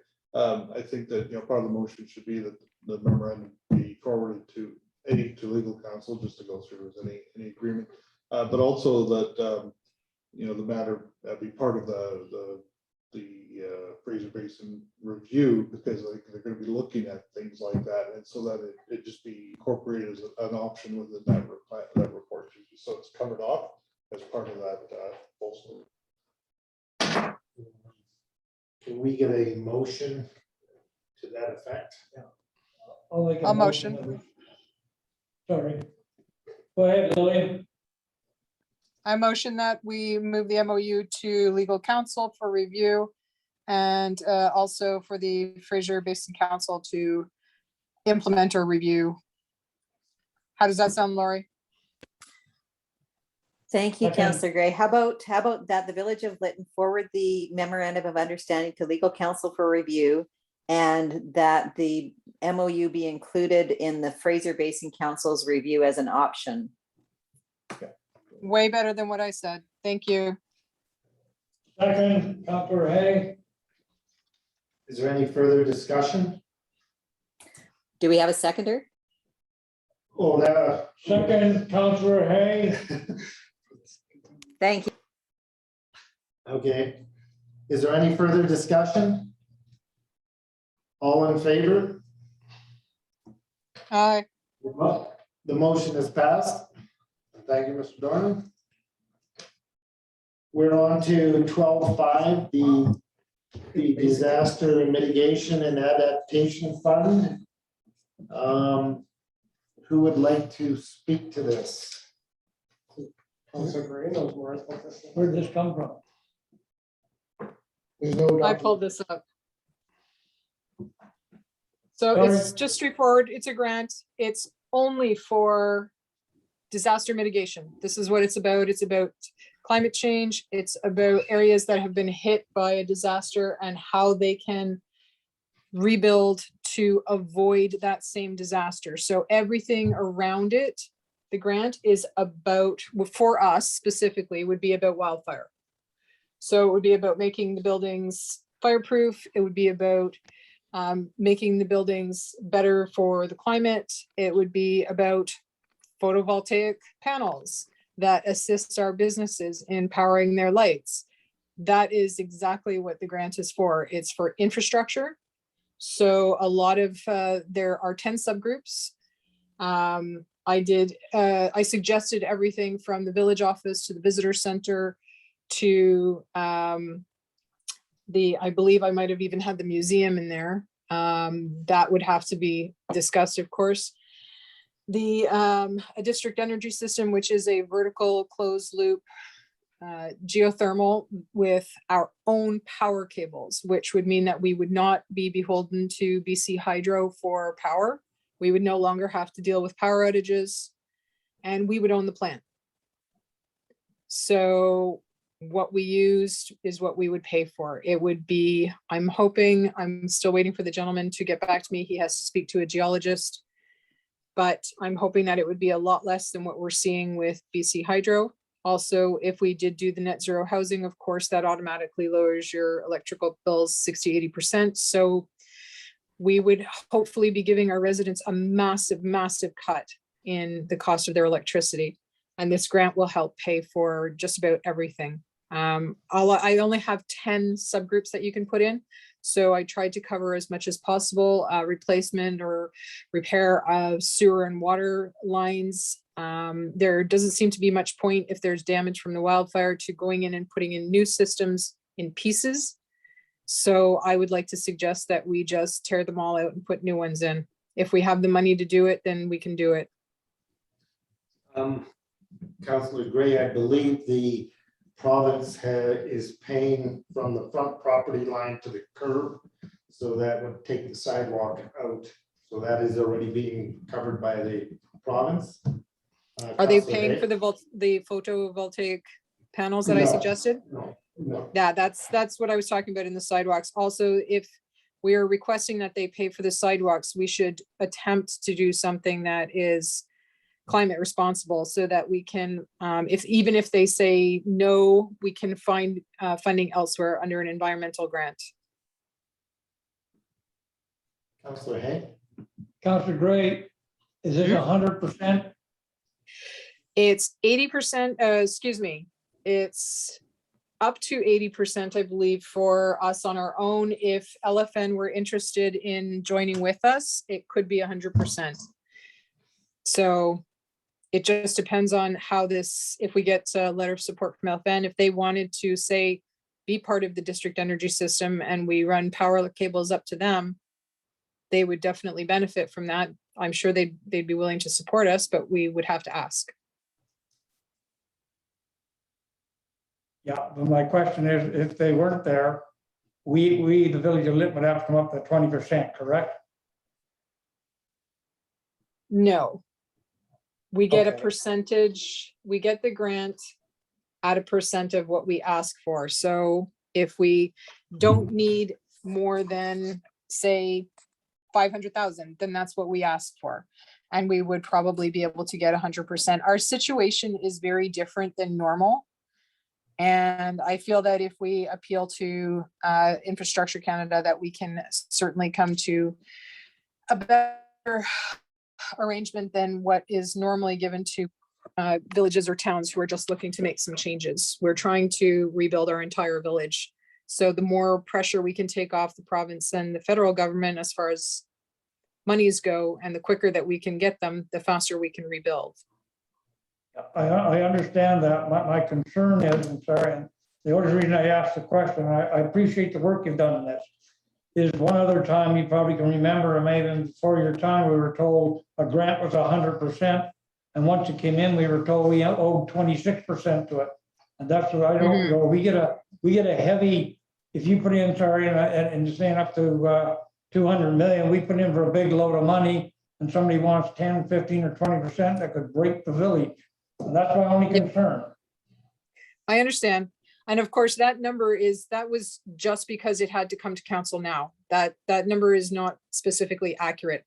I'm having Derek Baker have a look at the grant application. He's going to help refine it. We have a grant writer who's being paid for by Lillowette's, Vivian Birch Jones and Sal Damar. They've offered up their grant writer to get this done, but this motion had to come forward immediately. So I had to pick a number. And this is doing what was suggested when it comes to the cost of construction, double it. So it will probably not end up being this high, and I will work very, very hard to ensure that it is 100% covered.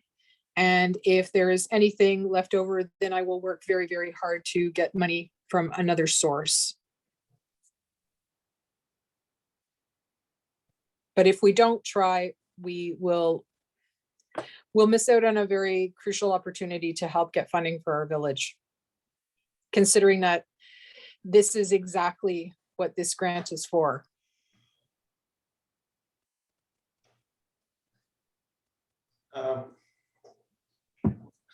Ron. Your worship, I'm just wondering if, this would be a good time if I could, work with Councillor Gray to help get the other end of that equation in terms of the NBC and whatever that she may need, just to help expedite. A lot of work has gone into this, and but if I could help do that, then certainly. And Councillor, I just offer that so that I don't know the timing, what your timing is. I don't mean to throw you off your timing, but if it means that we can take what you have and then sit down and go through some of this with the NBC, they might answer some of those questions. So I just throw that out. And of course, you understand that tonight I'm trying a little blind here, but I'd be happy to do that.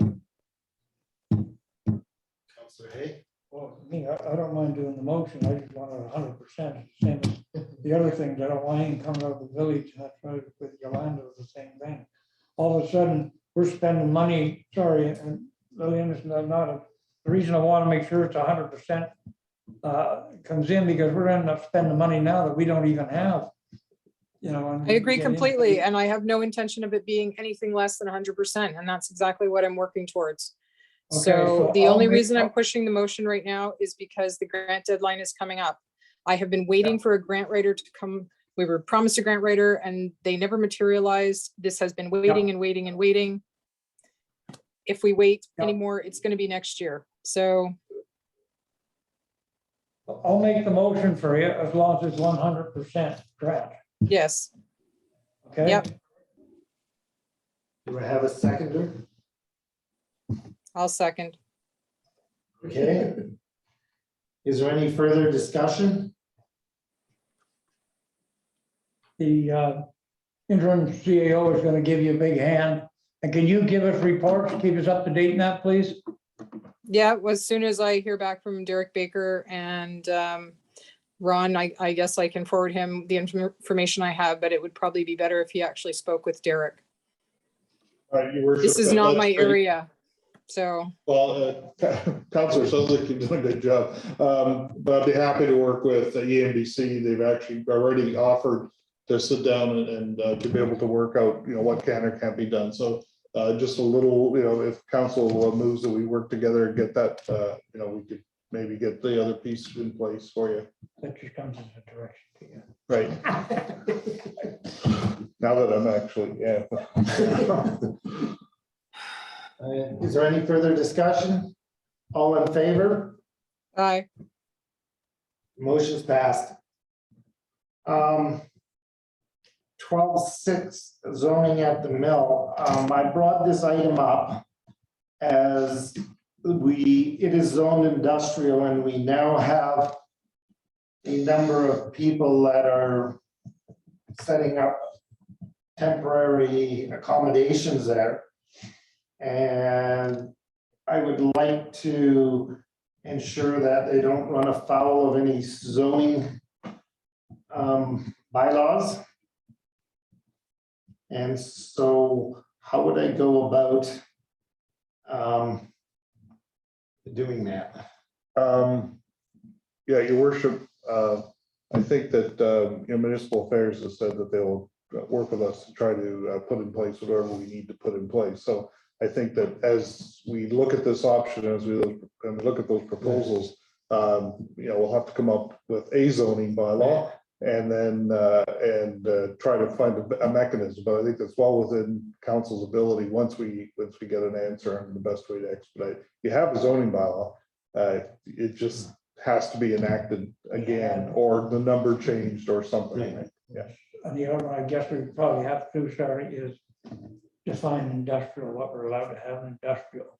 Yeah, you may want to do that, but we can try to find again a process that allow you now to start being able to rezone land within the village. My intention of bringing this subject up is that there are already a number of RVs down there, and there may well be another camp down there, but just that they don't run afoul of any zoning bylaw. Yeah, I think your worship, again, when I asked on behalf of the community, where that process or that could be, I was told that at a point in time when you need things zoned or rezoned, then they'll try to find a way to get that expedited. Okay. Thank you. So then we're on to a calendar of events. Sorry. 12.7, the motion for tax forgiveness. Lillian, would you like to speak to this? Oh, it's just a simple request to the other tax authorities that turn up on our tax notices to formally request them to forgive their portion, since we have forgiven ours.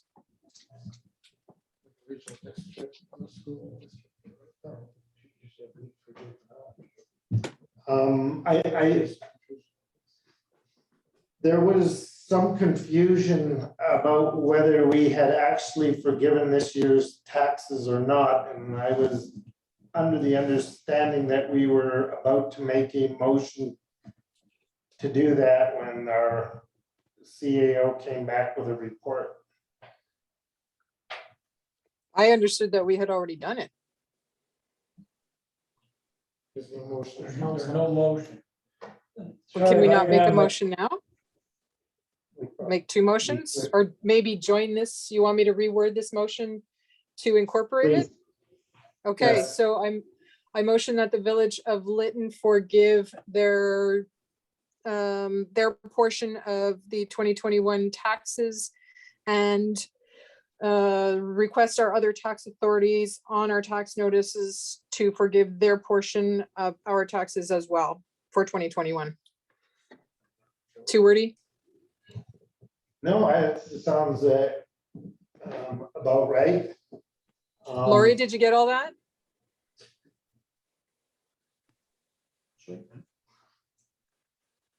Lori? Sorry, I lost my mute button there. Oh. Yes, I got that. Would you like me to read that back? Please, if you would. That the Village of Lytton forgive their portion of the 2021 taxes and request other tax authorities on tax notices to forgive their portion of our taxes as well for 2021. Yeah, I think we have to specify on Lytton's tax notice. Okay, on Lytton's tax notices. On the Village of Lytton's tax notices. And Or are would you it be better- talking about like the school tax and the RCMP tax? Is that what you're referring to? Yeah, anything other than what we gather. So to request anyone that we end up paying out to from our taxes, that they forgive their portion. I mean, it's what, $100,000 for all of them for the year. I'm pretty sure that that teeny tiny amount that they each get is not going to be something that they really care about. So if we just ask nicely, hopefully they'll forgive it. Councilor Hay? Lori, would it be better to put that into two separate motions? Because if we get a no from the outside ones, it's gonna knock our little motion all to pieces. Yeah, that might be a good idea. Thank you, Councillor Hay. Okay, can we? Lillian, you motion- okay with that? Oh, yeah. Do you want me to reword it or can you do it, Lori? So for the first motion, it would be that the Village of Lytton forgive their portion of the 2021 taxes. And for the second one, it would be that the Village of Lytton request other tax authorities on the Village of Lytton tax notices to forgive their portion of taxes for 2021. Yes. So is there any discussion on the first motion? Oh, And do I have a second? Ian, Councillor Hay seconds one, Councillor Hay seconds two.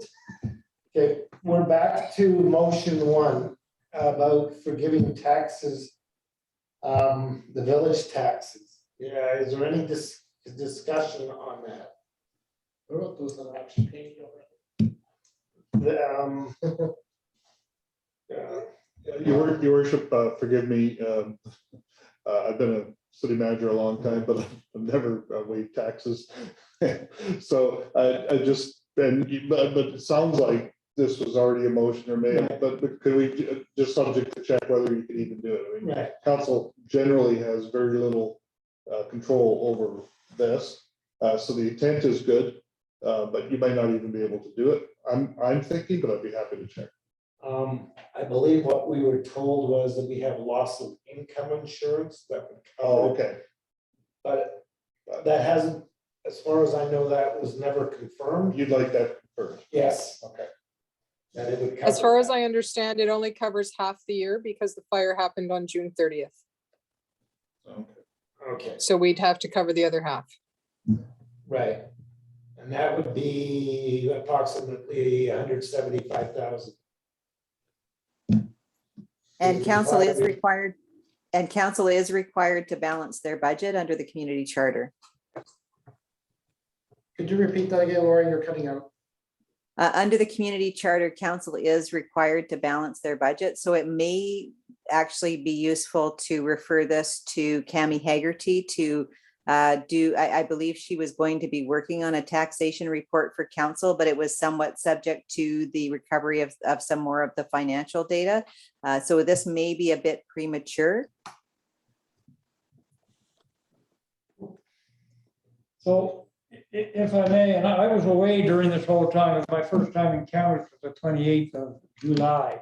What I heard, and you're getting this second or third hand, that the tax arrears and interest have been canceled. I can't find that in the minutes either because the clock is ticking. And the other one is that, you're right, Lori, about balancing it, is that we can probably find the money in the reserves by motion of one that's probably hanging around there for us and get it out. The problem that I have is charging a resident tax when I ain't getting any service. I just want to flag that Cami is here and has her hand up if you would like her to speak. Okay, that's perfect. Go ahead and speak, Cami.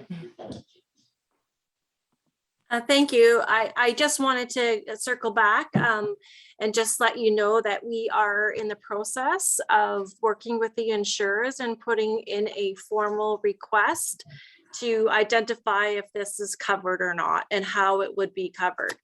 So that is in the process. It's not been done yet. And we're trying to get the insurers to make a commitment, yes or no, and then we will know. Because there's a lot of gray areas when we talk to the adjusters and we need to make that formal request to know for sure if it's going to be covered or not. Okay, thank you. Because there's an additional aspect that you need to consider as well, is that it's, yes, it is technically 6 months, but we want clarity around that, because just the BC assessment is not going to be the same as it was last tax year. So your tax base has shrunk because there's no longer structures on the properties. And so we need to do an analysis on that to make sure, the business interruption insurance doesn't just cover 6 months. It could cover up to a certain dollar value over multiple years, and you hit that dollar value. So so just, I wanted you to know that we are working on that. We just don't have an answer for you at this time. From what you're saying, you're suggesting that we should defer this until such time as you provide a clear answer to our question around taxes. Correct. Thank you. We're hoping to have that answer sooner than later. So. Lori, we've got two motions on the floor that are seconded, so we've got to defeat them in order to defer this.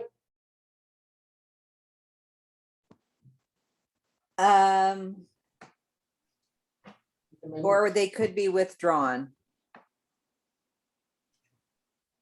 I'll withdraw them. Let's hold the seconder. Thank you. Thank you. 12.8 is travel expenses. For council, it is my understanding that they are now covered by the province. Right. Right.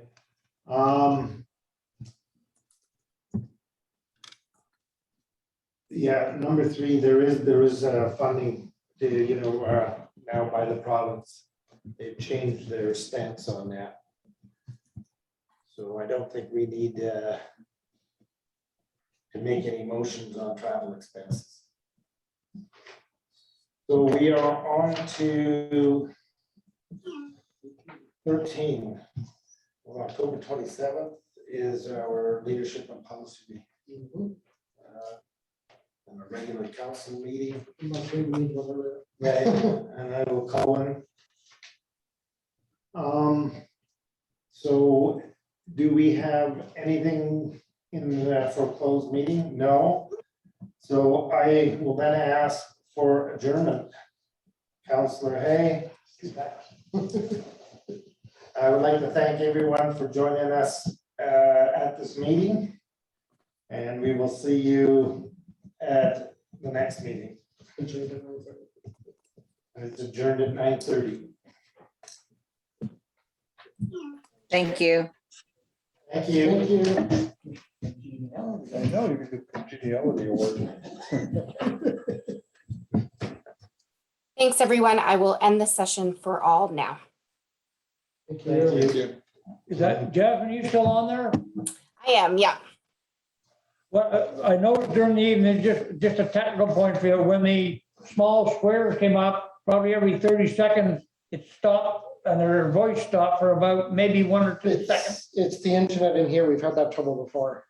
Cancel my laugh. Okay. All right, noted. It's on our end. Good job, Jasmine. Yeah. Thanks, Jasmine. Thanks, everyone. Have a good night. You too. Good night.